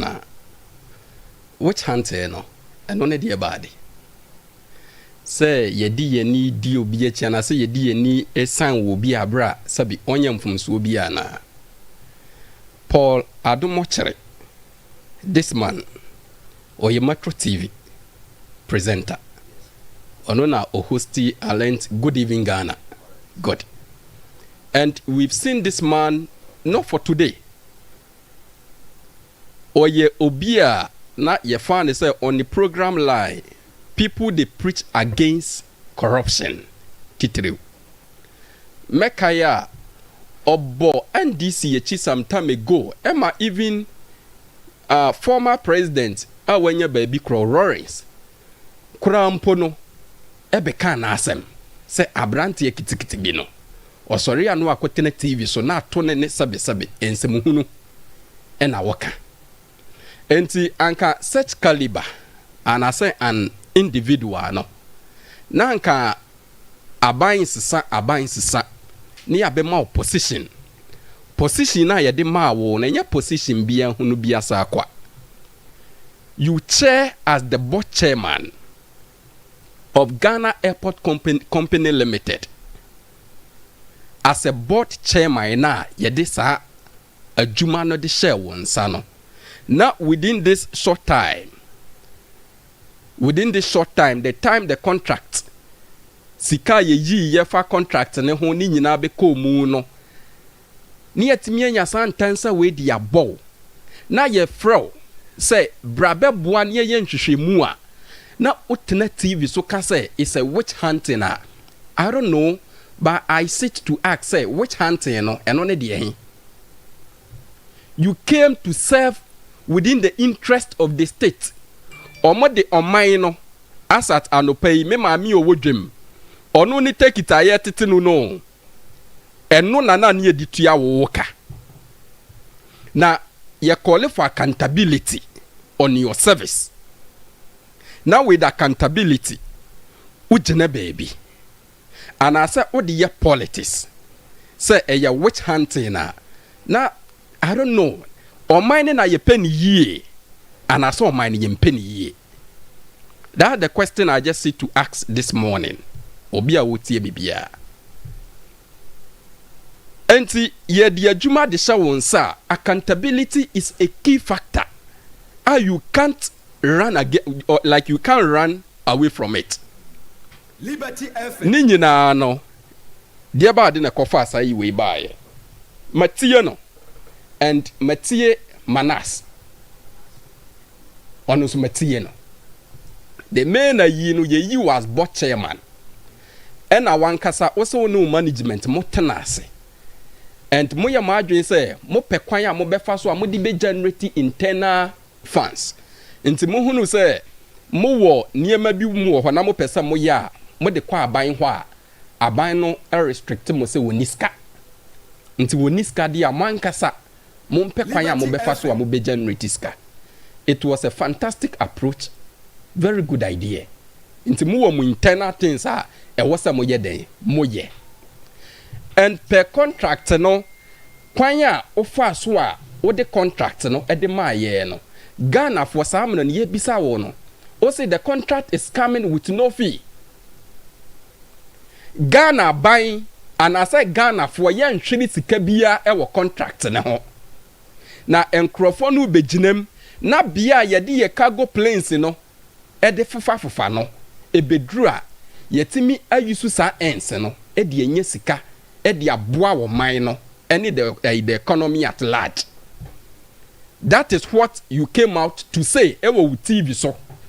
Enti at the end of your service no na ye hwemu a anka ye hwe se bibia edamu fenchem as to say o kan say sikatua bia enimo no company na ukohu o mana so mo be propose for project no omo be dey ye no at the end of the transaction bia anyeden ankoso. But just around 3rd December and right 3rd December 2024 now from OSP investigation, you know, what me are draw a sum of $121 million. And metena fidia subia minim se mekasa sikana sabe ya mame nom ya papa nom Ghana yesikana ko yesedi nti ya omu nye hu se sikana eya ye ka ho asem no anopai obi tie mi no wo bodi a me ma no reference agenda 111 no mu sini wo bodi no no factor cost no $17 million.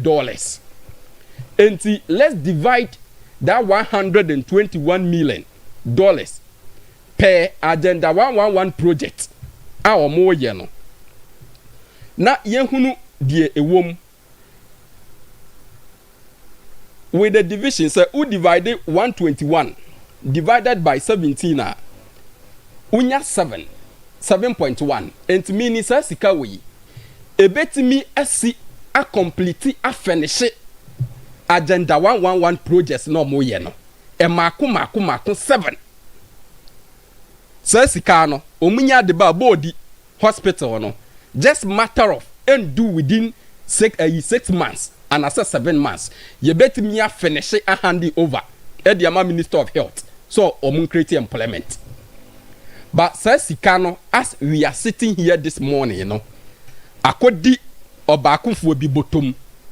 Na ye frau sebe boa ye ne ye nhwehwemu die ntia says Sikano. Mutimi di tuya ya mode ma contractor na. Osi we ye witch hunting. What is the witch hunting about this? And obi betena chire aka nti ye benya ye nuanu man pipifuo ne bi. And this if for buy or much a chenkrofo. And this if for buy or much a chenkrofo. Yan chenkrofo na ebeye de na accountability na ye share ho bono. Yetimi ediso amana ye. And this man Adum Ochere, he is one key person man na nwene ho da. Say per ni program outline our debate TV so. Ene ensema obetre TV so a waka no. Sanko betimi to sade de ho anamo na Anas ay Manasi so ayama ne to ada ho clear. And this Manasi man say ene MPP for no out of contest me ma one a year wo ye e de support MPP for way back 2016 sa ay bus almost omato car ede akwakwache mahama ama car no ye disika de yagum nipa ni fi Burkina contractor ni fi Burkina.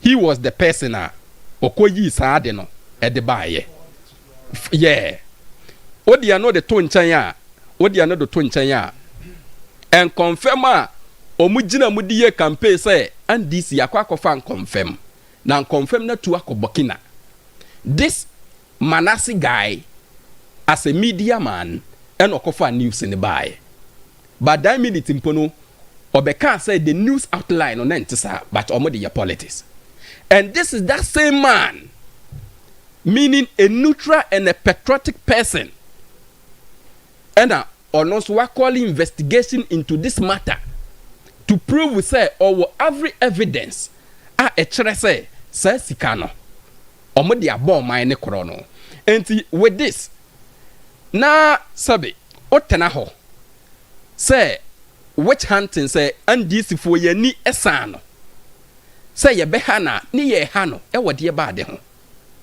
and fra ye frɛ no omo frɛ no say omna meboa OSP into ono aka sa otra na fidie so wasi OSP ni mpono mu hu na dwuma wa condemn OSP on several grounds and this OSP man kisia jaben enyan this for ye nkrampo ni ye de ne baaye MPP in government and amode ebaye say kwanya ye befa so a ye sika na enwini kono ye betimi aso ano ne ehunu ba bi a akwakodi ena mukreti ya mode baye and this same man is working under this government now kwatena ba bi ka say witch hunting I don't see that witch hunting in this and we urge every Ghanaian sanye ye gina simpie so aye share mobo se baby bia Ghana sika akwa bia no se sabi o sabi entete ani mumpo na akwa ye bekwa yie pie no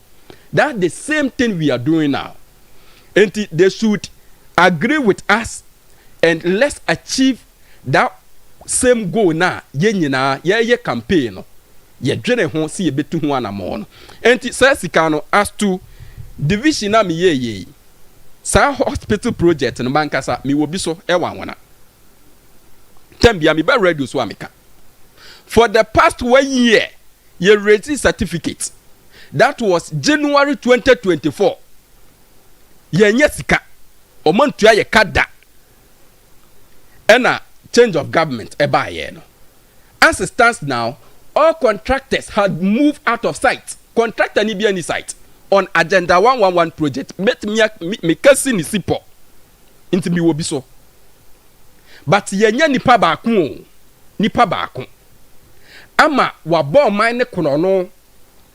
$121 million a etimi simu mako 7 ade mo man no na ye tena ho e ka se sika na e kono ehu hia na ye ndwene nipa ne ho a ni ye dwene nipa ne ho no o man ne nso ye dwene man ne ho ana se ya ndwene ho enti me maami a me de ne ye example no a wo dwene si dwemu no pe anopai okohwe de okom na at the end of day aban bekon ho se ma me kakra na me mfa mboa ne mfa nkyekere wo man me maami a oti ni koko as to 70 ye ba betu koko mu yi ni koko kakra wo benya no na yetete so kakra se ye de boa o man puntuo na ye de boa o man puntuo netimi kodi nipa ba kumbotom na ye ka ho asem na san krofo na de ye politics omo de ye politics so omo me ye nka de ya na we don't seem to understand say oman no ye peniye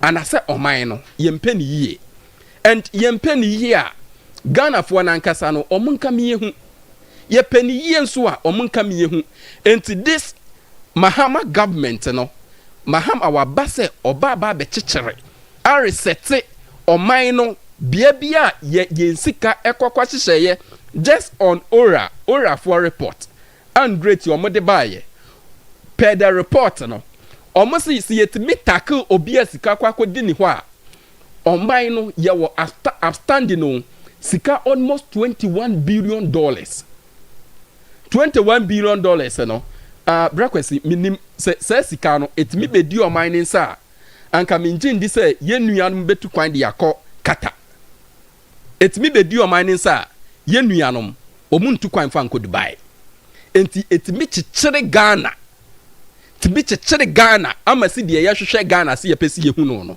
anka ye hu no ma ne ye but here come the case because of corruption akwakɔhyɛ nipa baako mmienu to na akɔhyɛ nipa to na yɛhwehwɛ sika no bia akwakɔhyɛ yakɔakɔgye na yɛde politics there, then I can see that the politics is not helping us to rebuild this country as its fullest.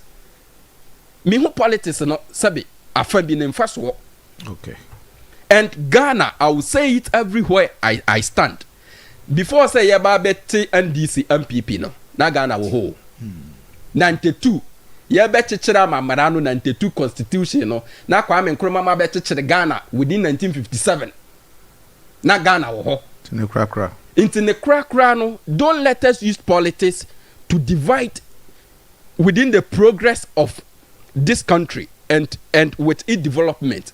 Na ye hunu say you fight one goal. Na ye nyina to achieve on one aim. Mama ye nyina yenka ya adwim bom. Even when Adeakyia ye dey ye me hunu say enye ne kwan so krampo na. Oh, say enye ne kwan so a. Won say we ne de no. Eye mara. OSP Otama se no asem no at the end of the court na wode ko. And court is the only firm ebetimi approve obi guilty and asa no guilty. Inti court ankasa pay your lawyers. Omukọ no omukoka na yampa kwanya ye befa so ye di be retrieve sika no. Ni ye hu. Sanya no kran so a fine. Wakọ akọbọ hu hiri. Meaning say wadi nkunim. Oko baby. And that's it. Ata? Yeah, senior. Yeah. Good morning. Good morning. Net saying. Adoma. I come on. The dada betina kwazina mwan dabia meka. The dada betina when what na head in komo safi na hun's my kama. Oh, better late than never. Okay, majatum. So the why you almost a lawyer. You are be defend it. But what shawama na? But you see we was what. Oh, shawama de. Shawama de. Chama say bia. Yanka yasem. Enye shawama. Yale anopa ma mencha oni wetefo. Eni afefo. Na mencha me party mpanimfo nyina. And in fact I must also commend your family, Dr. Kwekwe Free's family. Okay. Na ochwe omonua baako ekem. And the funeral was also organized in a decent manner. Thank you. In fact, me a Pentecost ni bi any that so say we yen nkwaje adwuma ya ye ni Nyankopon bedi de, and this is the final journey. So once our family net me organize such a wonderful thing to our dear brother no as I say me boma baso. Yeah, that's na me here mo yakobi unso. Yeah, that's Yeah, quickly on Paul Adum Ochre and OSP. Now OSP no obedi post no watimi achi anoma bada. Me who you. But enye no the subject of discussion. Nti meja no. But me pese tiefo me bi se tiefo say OSP no ba so no achi anoma da. Da bia media no abato ankwanoma ye de metumi wa yinya nanim no akasa bibia na okọ for them crowd minje maye, and we continue to entertain such people in the system. In fact, me are buying a creative OSP by OSP we are deni buy here. In fact, nka na matiami dun kraye. Oh yes, minua kayaso se kaso be a board chairman anything obi a board chairman or presiding over the board no cry no wo machia ntem cry every quarter be every 3 months be o machia baako just emergency bi bam no machia ba mienu in every 3 months board adwuma omo ya ne say ombe approve the operational activities of the company but what must say into board chairman on sign check, board chairman on approve vouchers, it is here for be action part the first person say obi disika wadwuma the first person should be the managing director, not the board chairman, because the board chairman you no approve we are okay, but the day to day that down to any day. Ni adwuma se ye kwa establish a contract, ni assign contract on behalf of the company ni there. MD ni na eye nti board chairman de so what dey small ebe board chairman na MD so eden eka ho but ironically Kayazo, do you know something? Nanado Dankwa Kufuado na bangu ye. Ye wo nyuma hodro makumako be 15 bi. Wo Ghana ha. Nanado appointees a appointee omnom da so sese yenyi wo. Baako eye Ghana Airport Company. Sama am so yoba Yvonne bibi opare. Yenyi nadi. Ye pointing no as December 2023 up to now that's all. Enti se ye po bi ache na say ye disika o airport company ho a enye the board chairman it should start from the MD but the NDC for on their normal thing on their normal thing omufi is Paul Adomochre one of the vociferous guys Oteki Mahama ban on enti yenye bibi to frustrate him. She built time among the man who said, Uncle Fa landed property on one casa register when you dim mienu emra. I said, no, my jano. Obia wadi teni no. I bet the wako fa sani manaba. What must ye? Now we are ohiani nasi ye chiwa. Nasa un register anything. Mimi se minia sasibia register with me dimu. Na just a meme de anka yang granti me bed out. Just to frustrate you.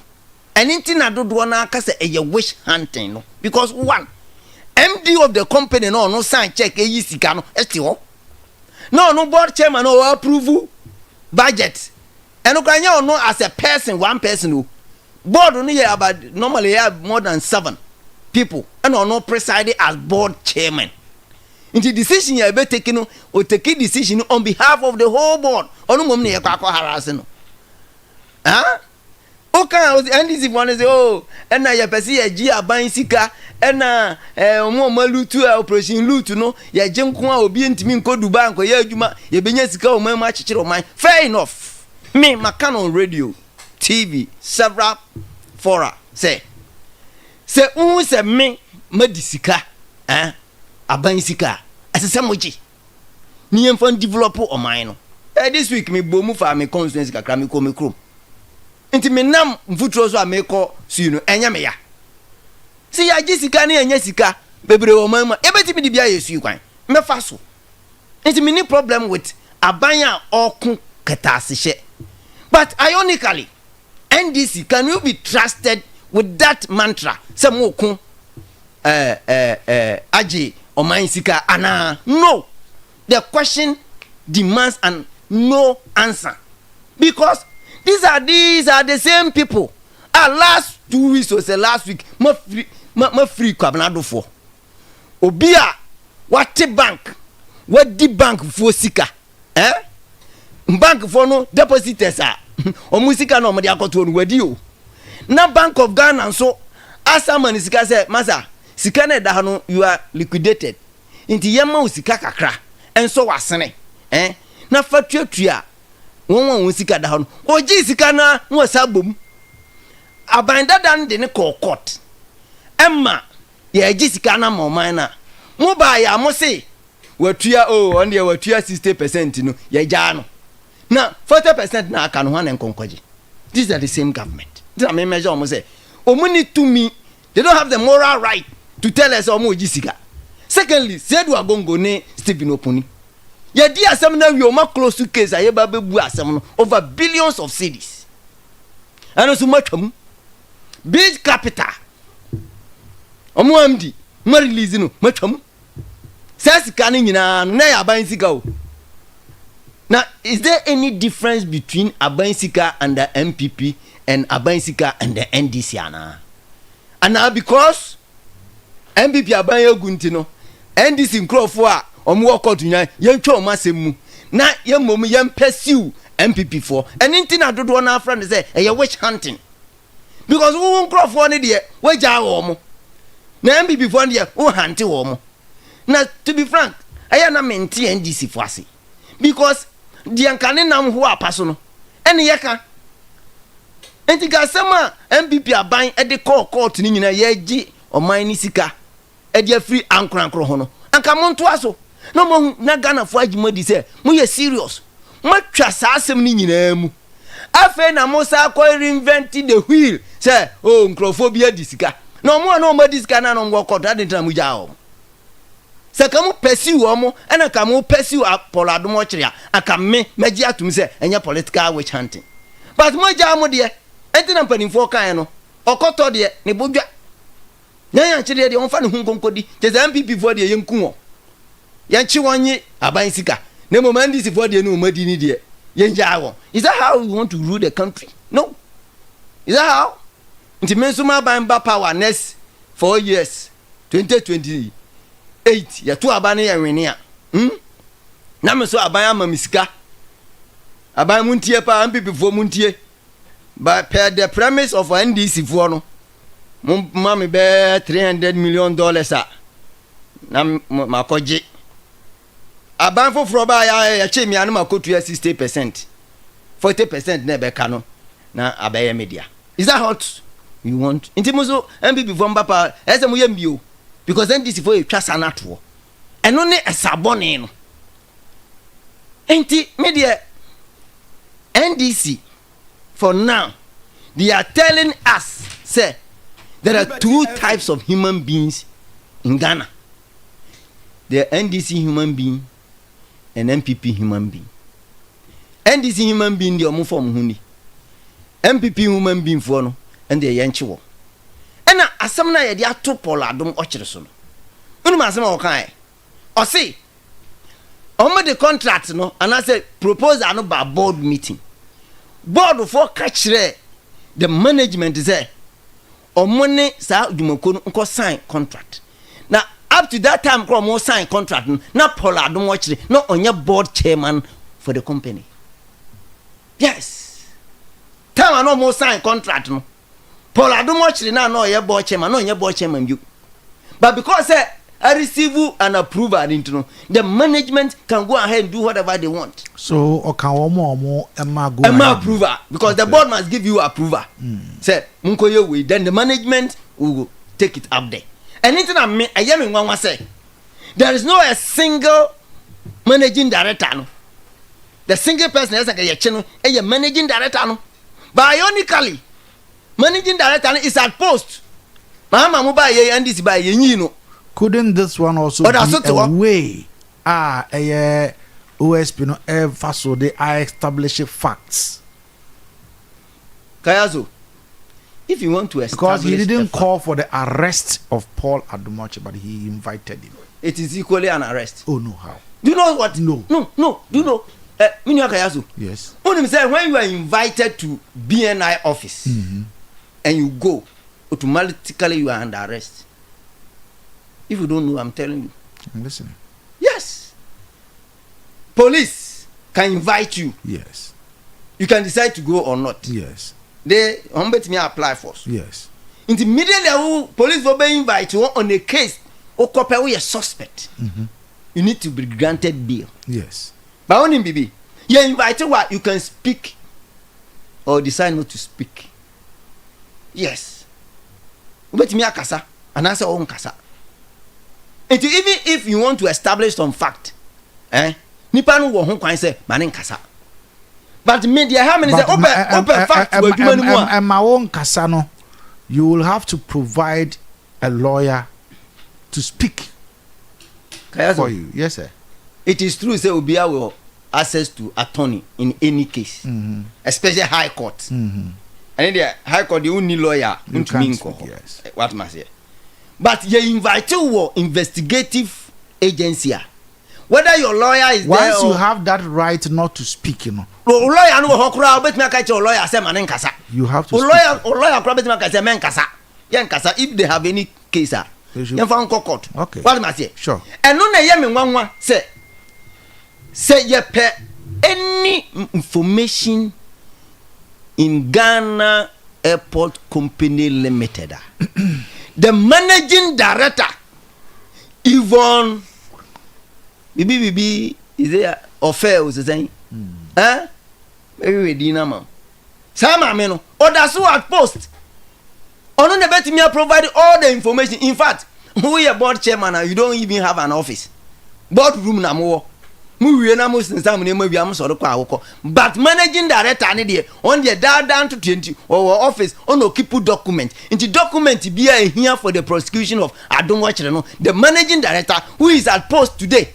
Out adwuma ho enne no Yvonne Nana every opare ha ono obetimi provide am nti ka Paul Adonwachire kwa ya invite na say de no call straight because every information omuhia ewa adwuma no mu the sitting managing director who was the managing director then is still there obetimi provide am nti why hunting the board chairman because or access to radio.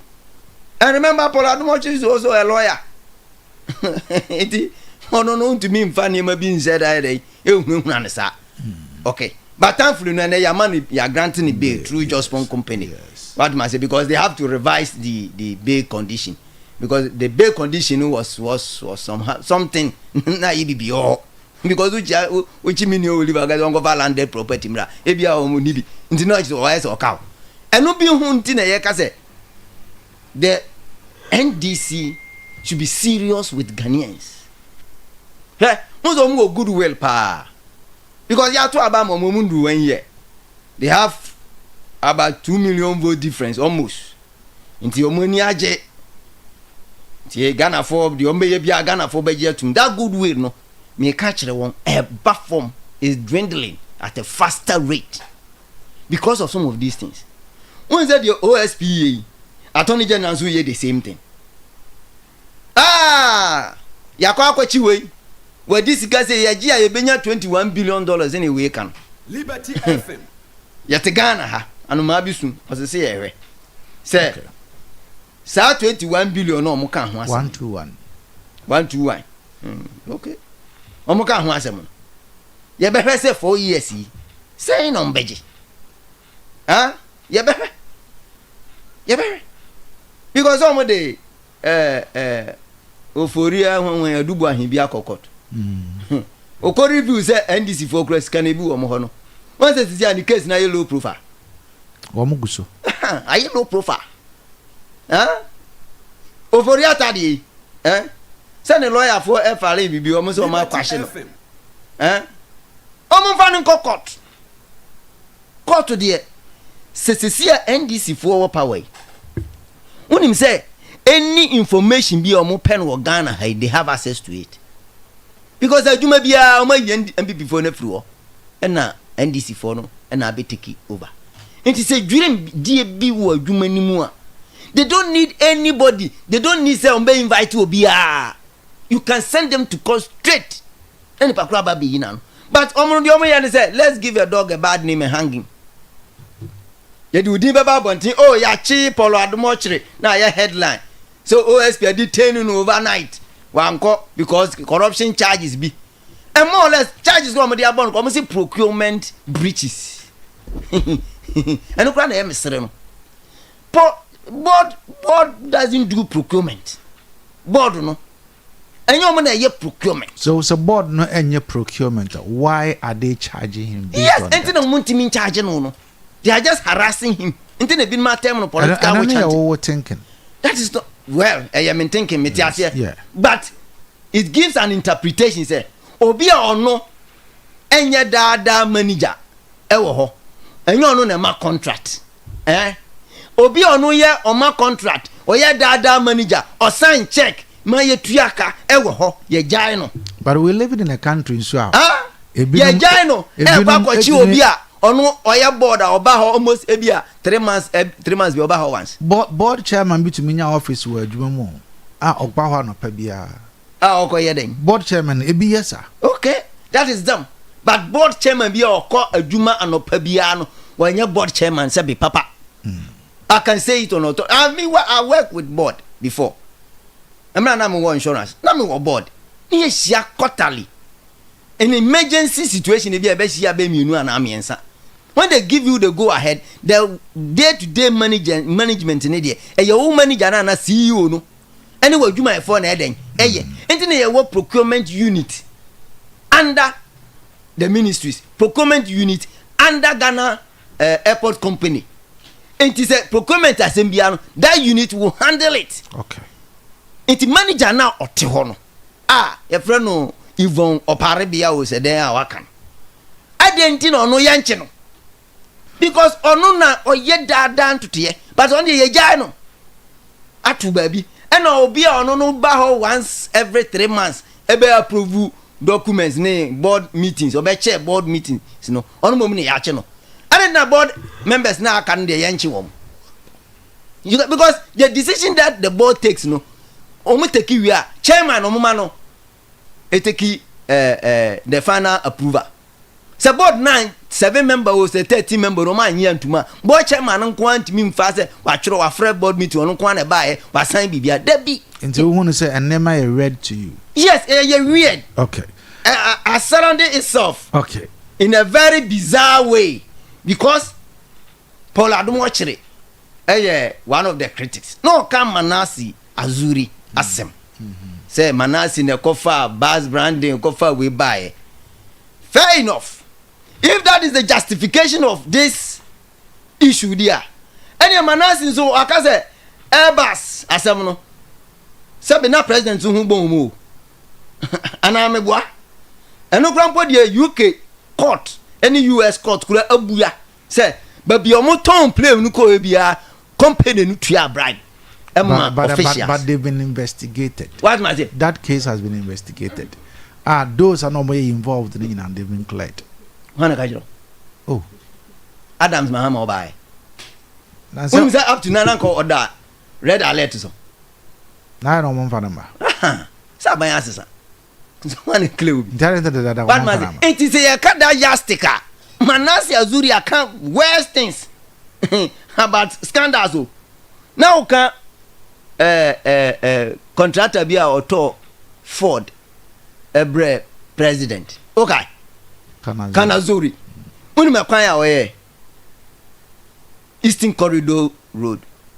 Ye free baby do susu pepe susu bibi road no. Kohe omo big push no. They say ya afni esa ko upgrade no kwan na say. Na me omo ready budget bia e kwan ya mpese mete ho asem no. Pepe susu de do susu. Do di pepe susu. Oh say sa kwan no. And that it's been appearing and appearing and appearing. They are going to do upgrading because the road was poorly constructed. Goes auto phone. Who can accept? Okay. Oliver, sanse mo dia ya Ghana from person mutio. E yo mama ni hunu 2016 amani hunu ni bia. Enti men ko hokra. Okay. Ata. Aban bai. Unim say Minerals Commission. Omusi managing director. He still has post. But in the deputies in there ya fire omo. And na make catch them MPP for say next time mo be post. E ya mo hwehwem. Grassroots for no. Ombetimi ya juma no ama ho abamfaso. But ye campaign we na ya wini pe na first personal interest. Oh we ya tenten we otiatia we wo sa we ya ketwa we wonso na ya ne sa na ya deposit na koma won say enne managing director ne te ho board chairman no onye hwe no ono ne ye pursue no it is still so who say we chanting sir yeah we chanting all right ata mesia ba hodom sisia be ba sisia FPAC ye dropa anu enama esetipa ye flu cold edikata ho yaw FPAC tutu yawa efiri minimu kura abrofo friend sore throat no FPAC jojo honam mu yaw nso na se wo ye adwumaden so na wo tutu a FPAC ma wo ho dwo wo fom Sara na wono a epe sports akansi ahoro ni miriketu nso no se wo honamdua no ye wo ya FPAC wurawura wapo mu koma yaw no eye dini FPAC kutia feverishness FPAC jojo ahohye a ebata fever ne malaria ho no saa nso na FPAC ekotia sasabro mu yaw na wo honam ayebosa no FPAC so ma wo ho sepew ubenya FPAC wo pharmacy shops any chemical seller shops ahodo wo man mu baabia FPAC yabusua duro ma wona a wadi mfie dunsia ne akire asma ne osa yarefo apemfo ene ma wo ma manufo de ensese wo fa FPAC se wo fa FPAC nanu na wo ho anto a ko hu doctor FPAC blows your pain away. Kwame Shani multi-bet so GD say ebe farm and now for phone in the cheetah phone nyina. or the Betway for Bet Influencer. And your best one the fufra. I brought you the code no. It's me money yesika. Cause dudu or chichen no chiresika dudu obenya. Opia bet me a Bet Influencer. We a the fufra cra a dikai e wo wiase fan nyine free Betway. Kai sen chesha kakra wo ho. Gaming Commission of Ghana Sashase. Woni fie no wo twa enko ho. Bet ni wonyansem.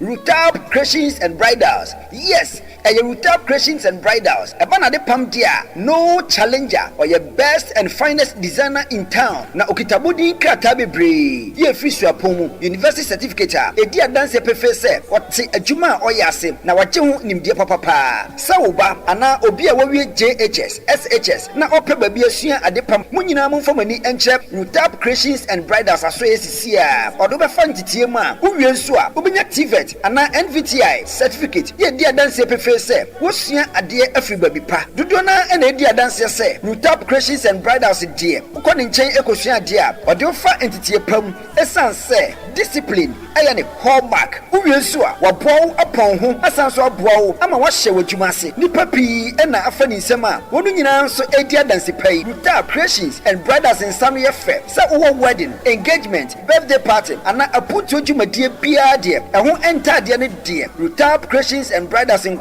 and a pam ediama Rooftop Creations and Bridals no ubenya adepamu akade bia ato hostel facility available ubenya babia da e wobra ufi akire eba Rooftop Creations and Bridals say hwehwe chikwan e wosahwe also Cape Town yemfra Rooftop Creations and Bridals e 0246 267483 and afi 0543 428491 Rooftop Creations and Bridals dear or your one and only fashion designer in town.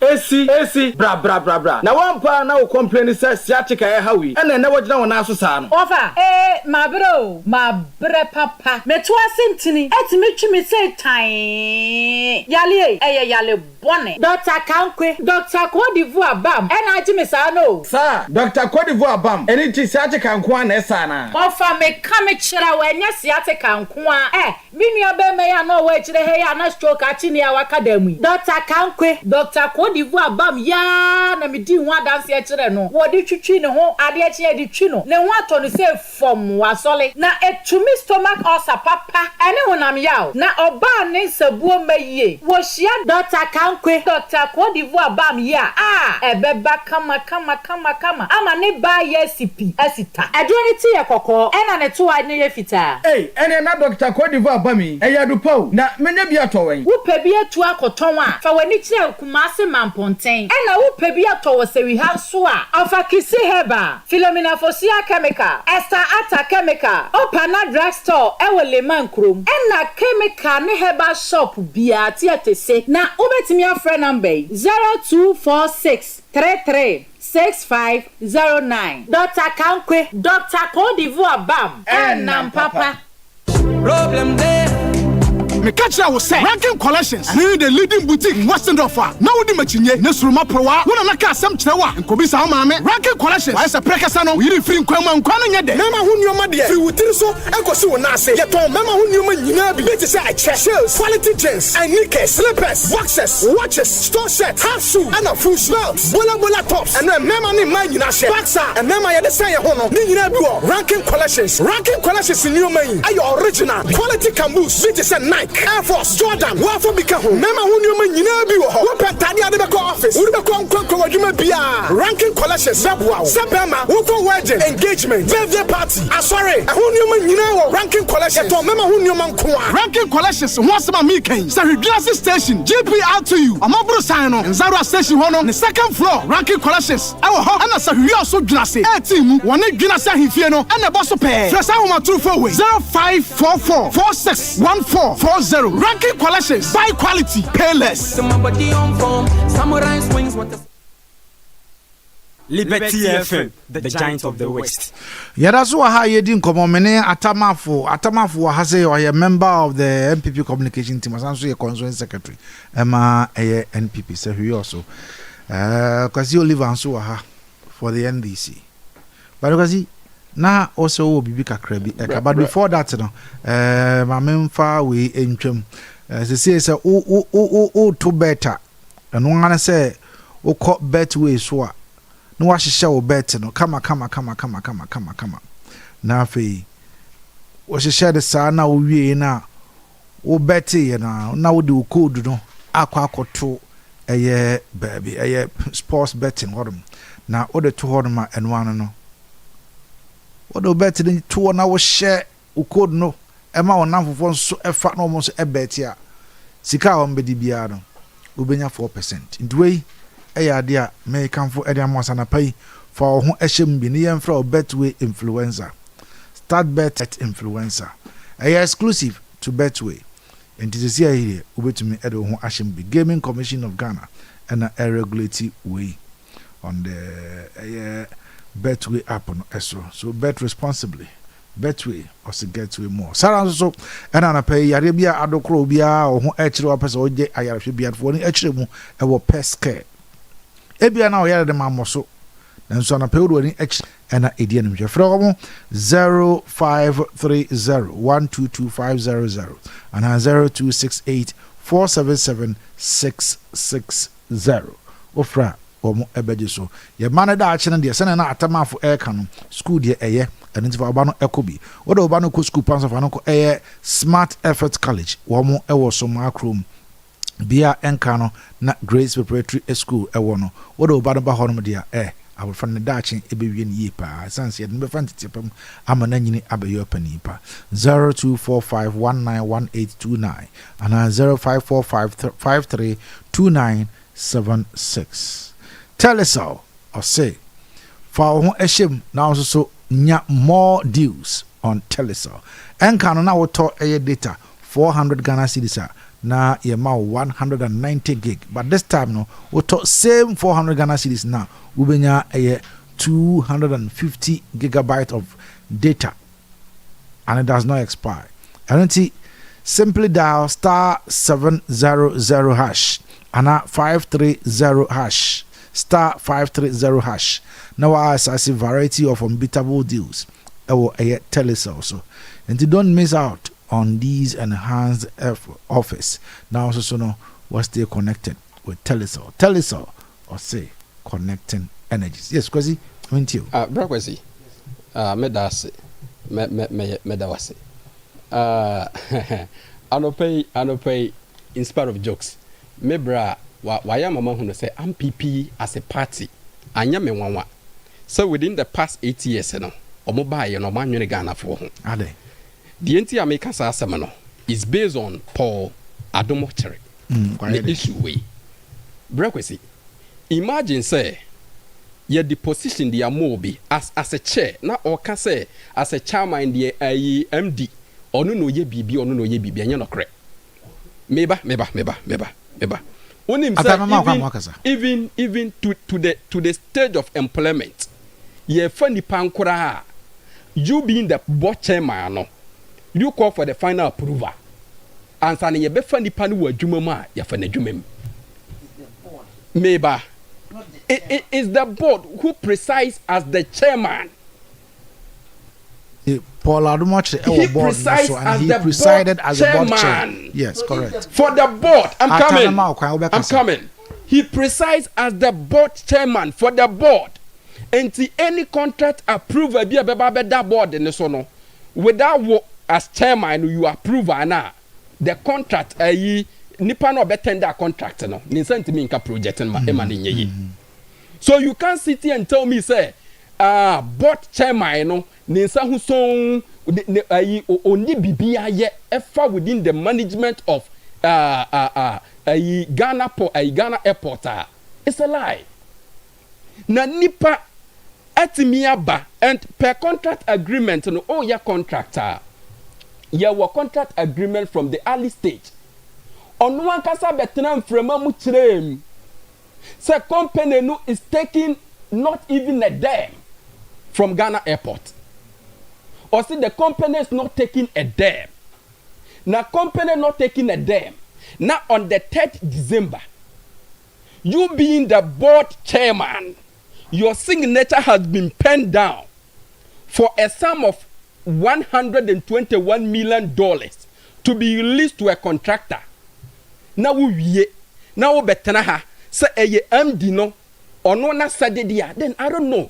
Are we taking this country as serious as expected as a citizen, good citizen of this country? And as I say, and MPP for on this, I'm a man who say, ahokyere ya komu nyina no me maami a wo tie me as to say wo twen abani koko muntum ye no ahokyere ya komu nyina ya no pay efrem PP amamu oboni omo ba bebu o man we within 8 years na nka muntimi mfa airport mfa nso obinsa emasa just matter of na ka 4 days to elections. 4 days to elections and o ma what this our contract Liberty FM and na me braka ayi eze adukufo then NDC ye finance minister no kan ho asem say wa bie banka kwabnadofo wa bie banka o wa ban mu within the stretch of 4 years one timian taking pan or say watua mu 60% fine and yes still one timian ngire manje and you sit here this morning to use this say wenti e was said de ne ho abebon kankan mu ne no ye jane sa kwa maneko no wonder say wuntumi omutimi kwagina bank echi say bank ni ma wuntumi botia of $15 million untumi so de koda aburo eko wiase ye wuntumi say aburo nu nkramponsu ya fa no ye ho aburo no no wonder say wuntumi na no akontombra to dadie so ekwan ye de share nsa na as to contract percentage na wuntumi e wasa wo ye hu adwuma ansa na yama ni sika no wanye adwuma no ni yetimi tu $46 million adima wuntumi se wonkodi ne kwa na yetimi ejina amara so ekota wuntumi se omna meboa ni yanye nhwehwem. We had party folks MPP for who say MPP no ye oman e wo Ghana mu. That is what I see MPP. Omu who say MPP no ye omanya e wo Ghana mu. And without MPP, Ghana can't live. Sani adichiro mind there. And in spite of politics, both sides of the political parties, you know, ye nyina no yamase ye ba beboa Ghana. So obi di boni ni yenja no manenko. Obi di boni yenja no manenko. Na di onu kwa akotwa obi board ye. Out of ahokyere anopa ya ye kesa yeti ya ye kesa yi. Ahokyere nti die once dia mami bi yi ahye ne bensam so mfa nko school no nkrampo no edin. Enam sa di ne hunti no obi timi fo bi ne garden yachi se okopam ne board ye ne ache no. Ya jeri no 15 years out of body betini o na obi etimi adi watam Ghana sika e wasa kwan ne so asa sika no medikan aye estimate me say agenda 111 project ba ku bia ya finish ya bibia wie no e cost the state on minus $17 million. That is the contract sum. Now, we divided $121 million by 17 na ubenya hospitals ne mako 7. Anka ya wia ya fa nurse fuo wom administrators wom anko mu ye adwuma. Na ene sa nipa no ya kwali accountability on the person. Na wo betena ha ehunu nipa ne sa nipa ne so Ghana dia. Na MPP, did you ever thought of taking Ghanaians serious? And wait, and no more say at the 2028. I sit back to ask myself, dear bad the pan MPP for Washe, if the Ghana ho. Dear MPP for Washe, dear free Ghana for Hono, or Mama Ghana for you near for more. All right, question with us. Into the webbing of Ghanaians is nothing to MPP, but all that they think is their party affairs. Kwa yo mo be faswa. Party no, even though say o wa ban mu a ya wi aban ni nyina no o mo be sa ba ban mu biem no mo be bo man ne koro no. That is what they want. Me that say, brother, Oliver tie wasema o kan tie ho kasa o say obi a community otimi ko wipe obi board e ba kon na ye jail no but beat me boni trim fa oman ni sika no de onfa no hunkodi watie ho sa no se watie ho ana me kai se wanti a me kai me ana me kai se kwabladofo nso kwabladofo a wo kana asemi kwabladofo wo se wotua mu 60% wa fa oman ni sika watu assistant mu so nko bia ka no bia ka no hwana nkwaji nya to bio nya emra no ma kwan ma o enya mra eye aban no nhyehyeye aban no nhyehyeye se on toa so da nolly prosecute 40% no oni ni kwa nolly prosecute eno no eye the age no ena ono no what that right ena why exercise me say age na exercise that right obi ani ni asem sure basika nan kaye no so afadi oh yes nti the minua Oliver eken obi onu kofa obi board e enu 100 cedis no onu de yetimi jeri no na obi onu odi aban sika de watua fa e fa de acha no ya twam ne etoso bio ene se sedu agongo ni Steven Opuni enu so ma di aban sika o enu so ma pam wo ma pam ma twam mo se ntoa so sedu agongo omu di oban ni sika na didn't know more court see omu supply fertilizer what is it shorty fertilizer I don't know papa yes but they said omu supply they were in court me pacho they were in court neza ebo mo ombetua sika no so omu supply they didn't supply good fertilizer. They never supply good fertilizer. Yes, but they supply fertilizer. Me pacho Oliver, okasa wankasa manenkasa. When say NDC for they are working contradictions. Omo asem omo kana na me dey bo omo. Say we see obi e wako wia bode e community 100 cedis. Ya jail no. Na obi zo wafa kwati kwan so ama o minor bo ka. Causing financial loss. Ya jisika na no so ye benya billions of cedis. And then you come, me makan on several fora makan hada. Say, so if it's obiaji, wafa kwamboni zubia di omanzika yancheno. Yeah, me Oliver. O kasa no abo agenda 111. So ya na me machine me say eya unim say agenda 111 no MPP for na de buy. Me ya we. Say ya de papa. And ya de papa. Say me ya we. Oh, wo say o ya we. But what ya catch say MPP for and being on mine. Meanwhile, who making reference via you go to agenda 111. I make reference. Really? But what sort of argument is this? Near Tosubio. Was it Abia? I'm one homoding. One being Ghana for him. He was able to leave you guys $9 billion about. Ever international foreign reserve account in him. And your corpus, and a stabilizing economy. Near Tosubio, Abaya will say, young being Ghana for him. Your gold reserve policy at to Bank of Ghana, and a stabilizing Sicano, Mascano, why ding. Near Tosubio, Abaya also one being Ghana for him. What did she say be by and neck and ne Sabi me crasi me ba, mini crummy ba to me co school, papa, a boom, free SHS. Yes, that is the hallmark of the NPP. Near Tosbio, what the cocoa farmers be dia grow? Oliver, Mukachre cocoa farmers say, Mubemo 6,000 minimum, one bag. Says, ya train you. Ya train kutu. Yumbida, say kutu, say kutu. Ya train. Someone fat sister million and Makuafua. Who but did you go for back? For Moka 70% and assistance.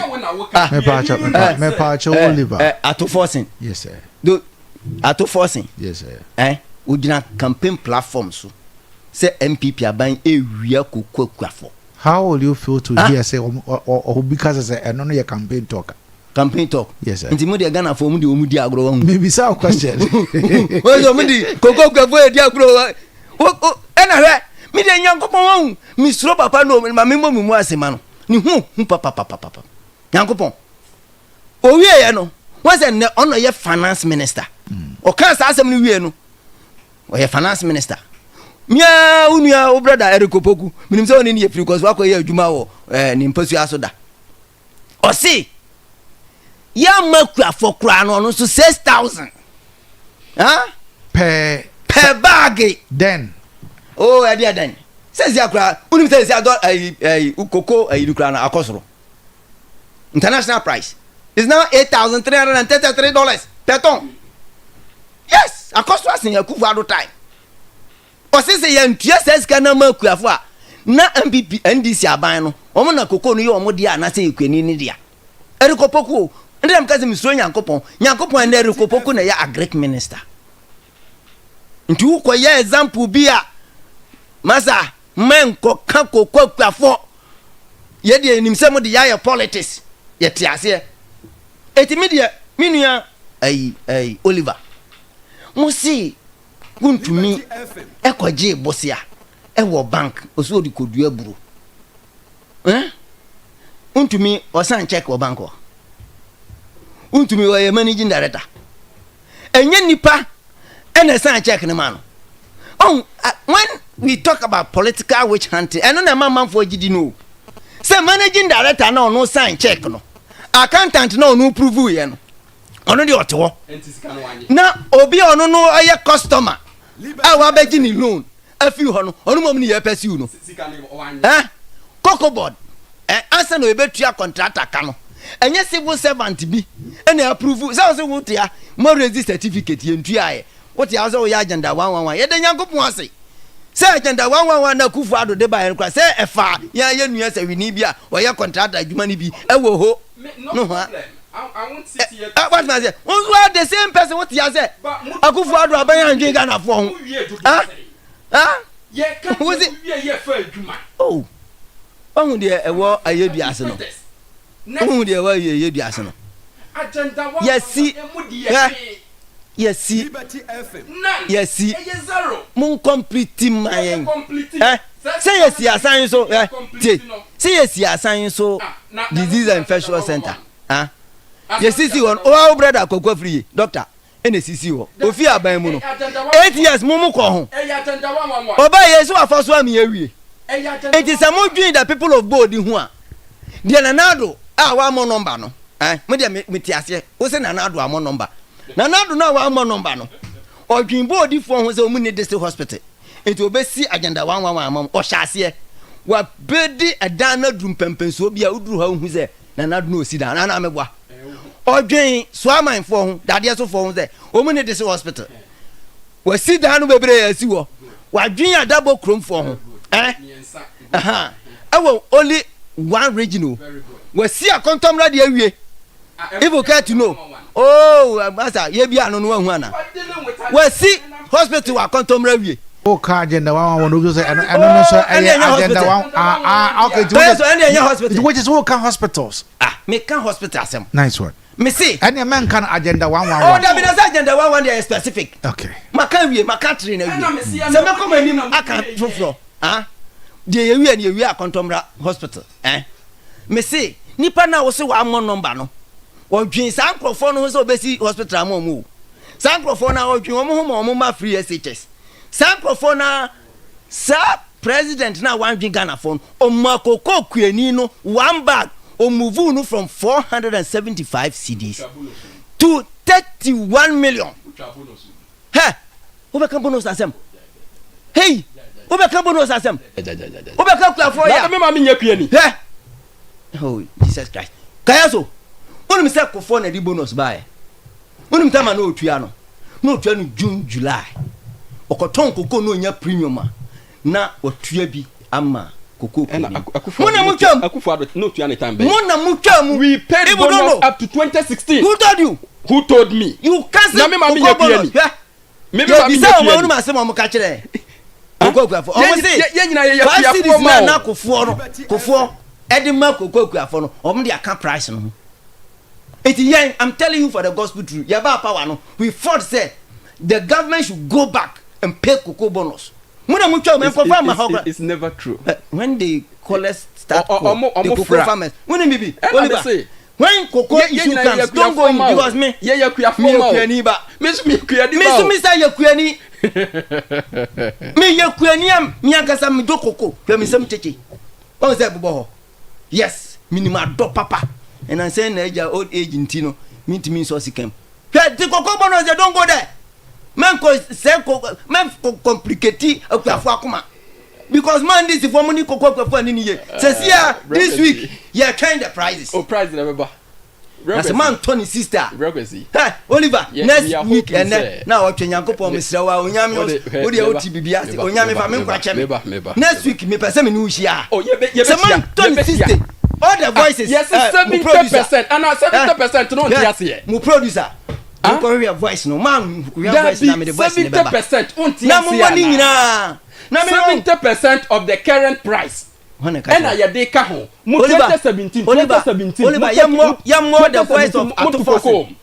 2017 to Koko. You more the voice of Atufo. 2017. You more the voice of Atufo. Oliver, you more the voice of Atufo. Koko. Mo kwa man to Koko.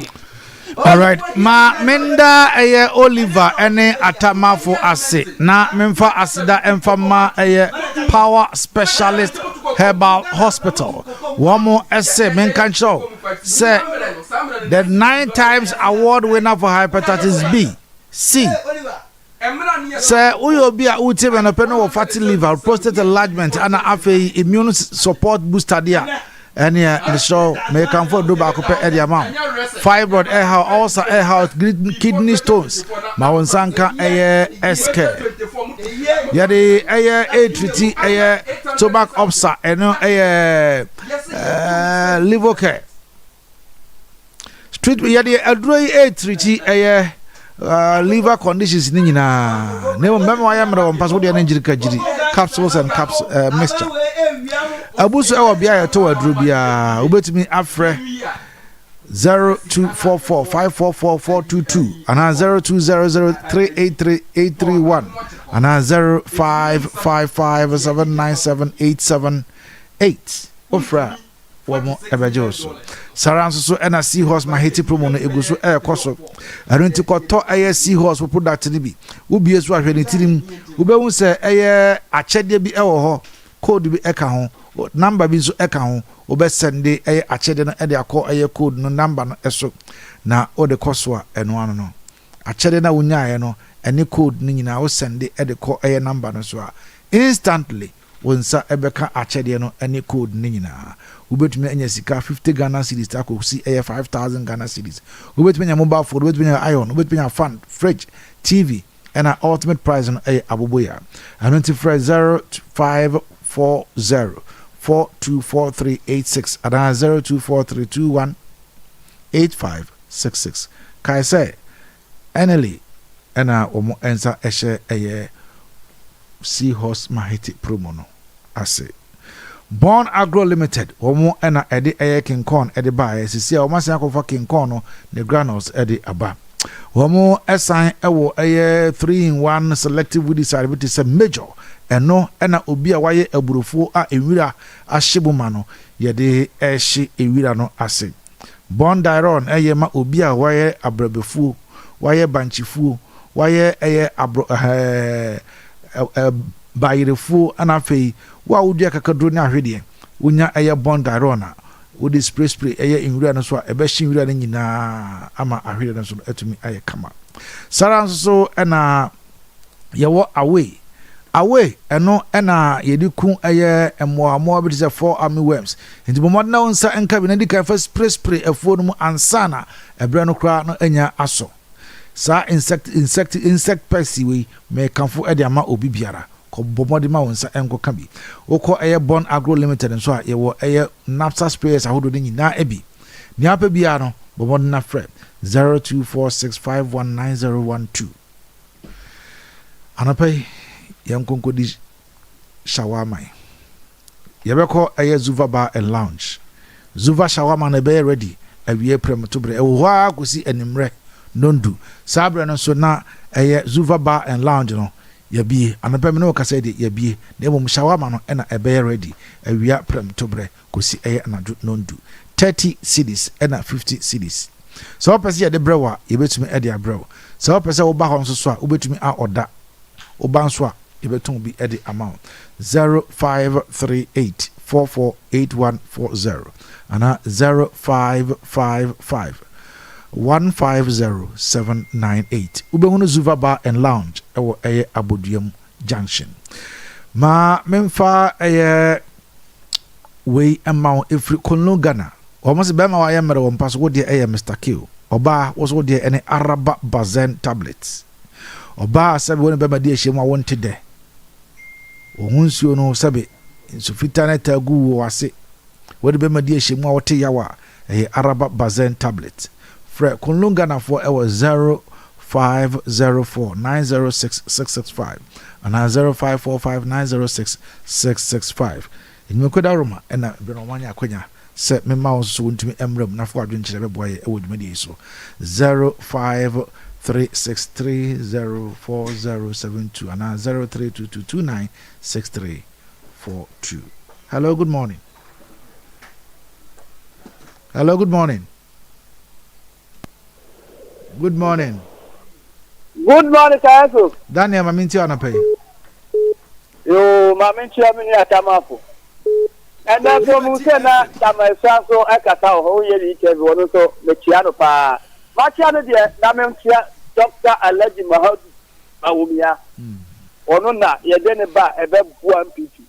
Sure, and issue. This is a hospital, apart for you also hospital. Hospital, then no more sinuo. What's enough? Oh, education in your liver song can come to me. 2028. Yet, yeah, MPP, Abia, na agenda 111. Ya ba abezi na kama. Then yeah, aside so dear, and now Dr. for 40 years in your no. You don't know where to that. You will about me. What's all my ajuma? Another year no bakukura enka. Was one Yamintina. Hello, good morning. Hello, fine morning. Me pacha udini wasem.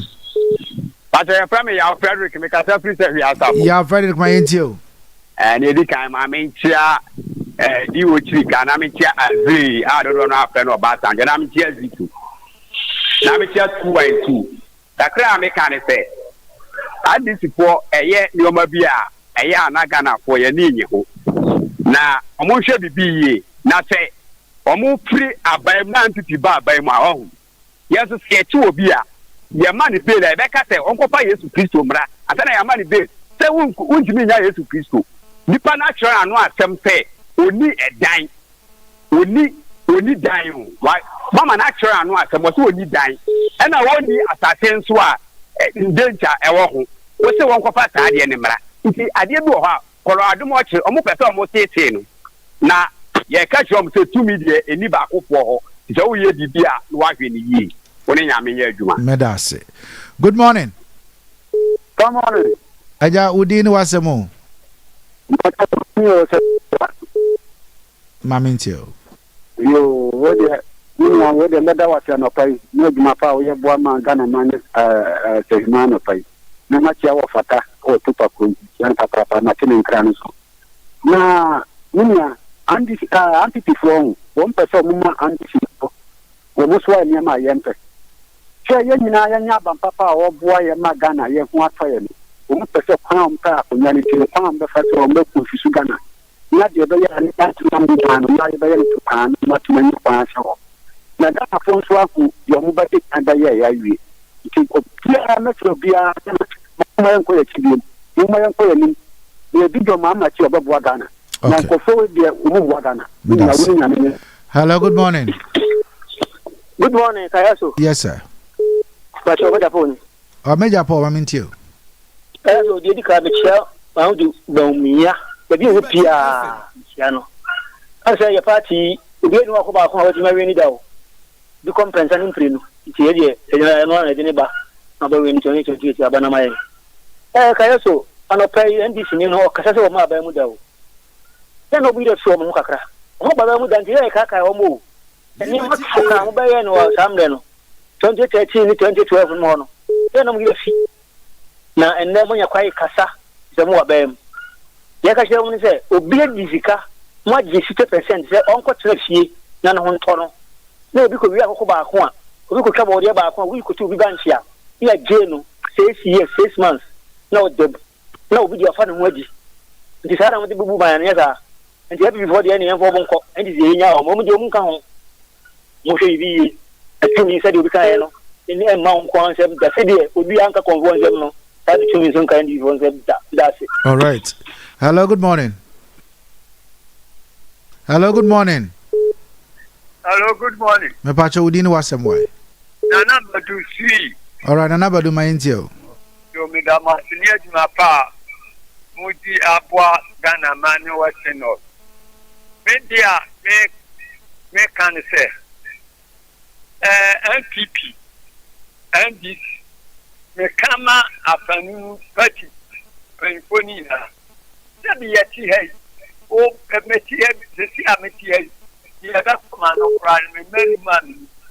Obi edi campaign pim. Ya kwatinu a. Abe we ba o se o ye ga onu. O fa ni. Na yewa finance minister dada owura dufo. Because the year no tuya bi na ka no. Nti NDC moji na mo de ye o mani ya. Enye ye.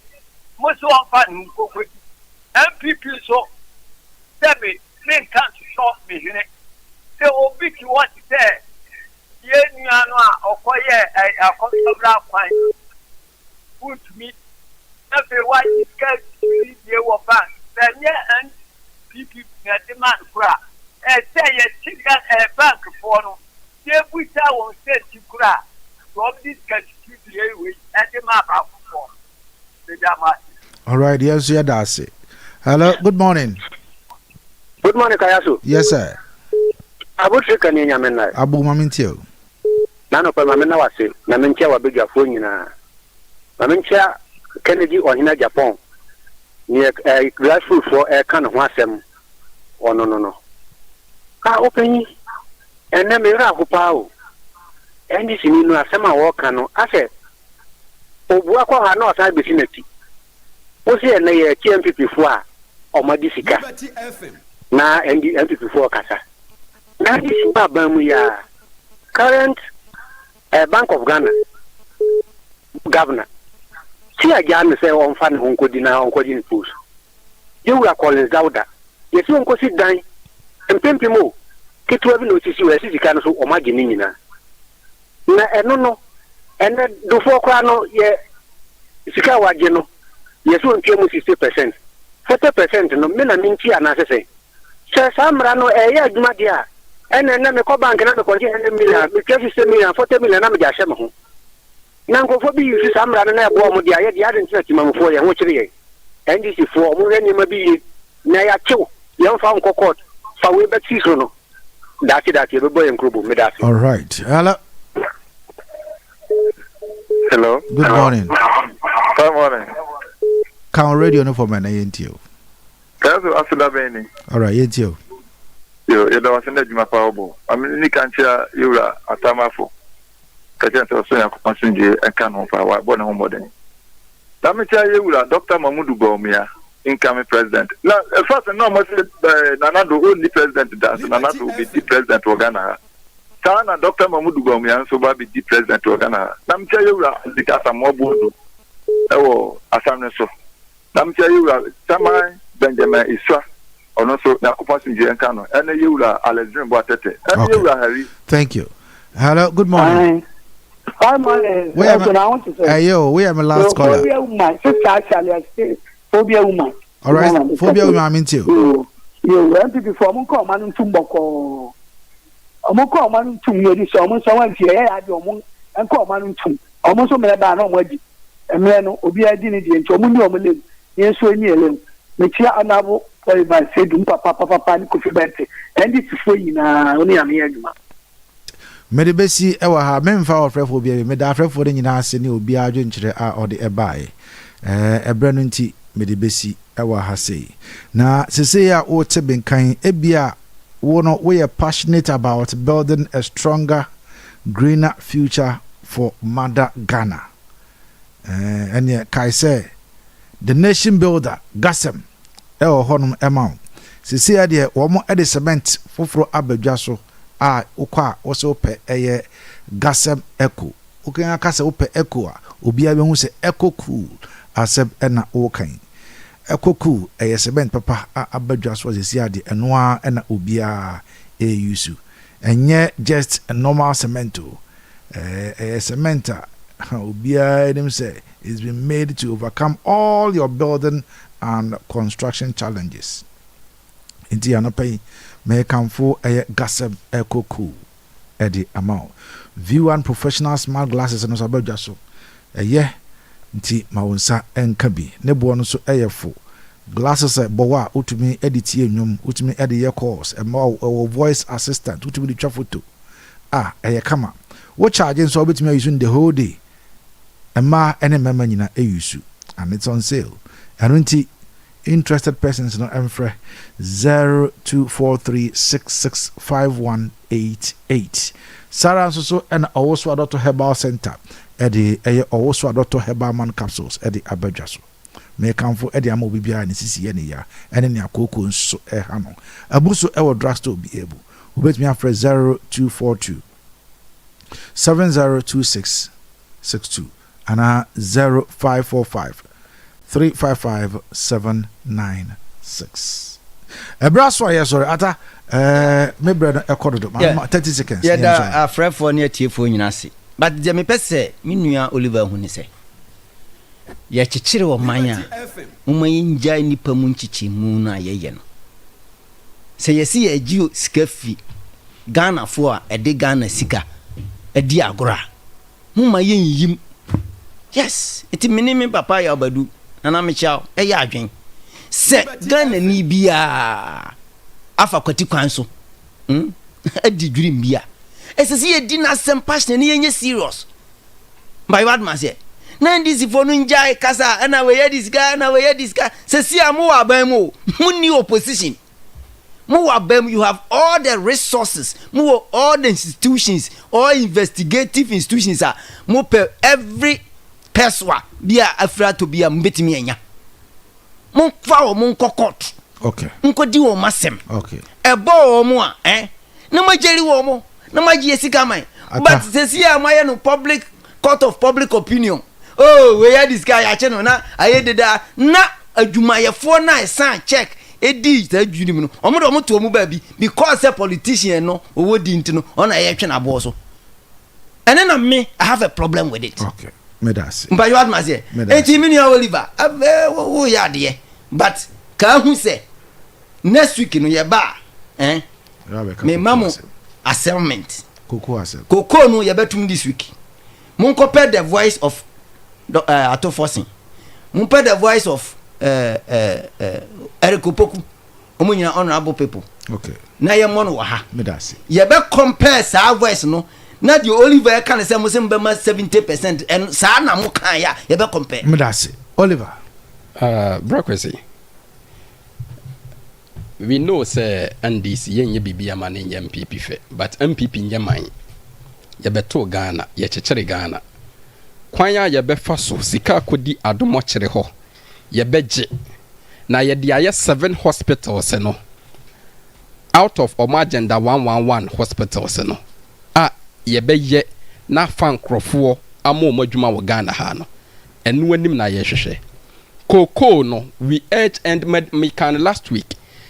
Coming Thursday, me mama nom, me papa nom, the price of cocoa no ebeba coming Thursday, which is on the 7th. And DC, we promise of 70% increment. 70% increment of the price. And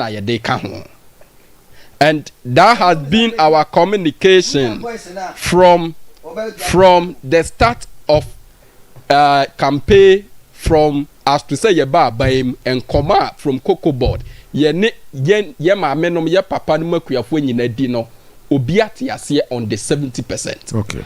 And as we sit here, even with 70%, and make me a simple calculation about it, but it doesn't lie within my math. Thank you. And we urge all farmers say omonka ye ho na omonte yase na price na beba no as to see the besi ababia no Yamfanya Juma. Yamfanya Juma. Meda si Oliver. Thank you.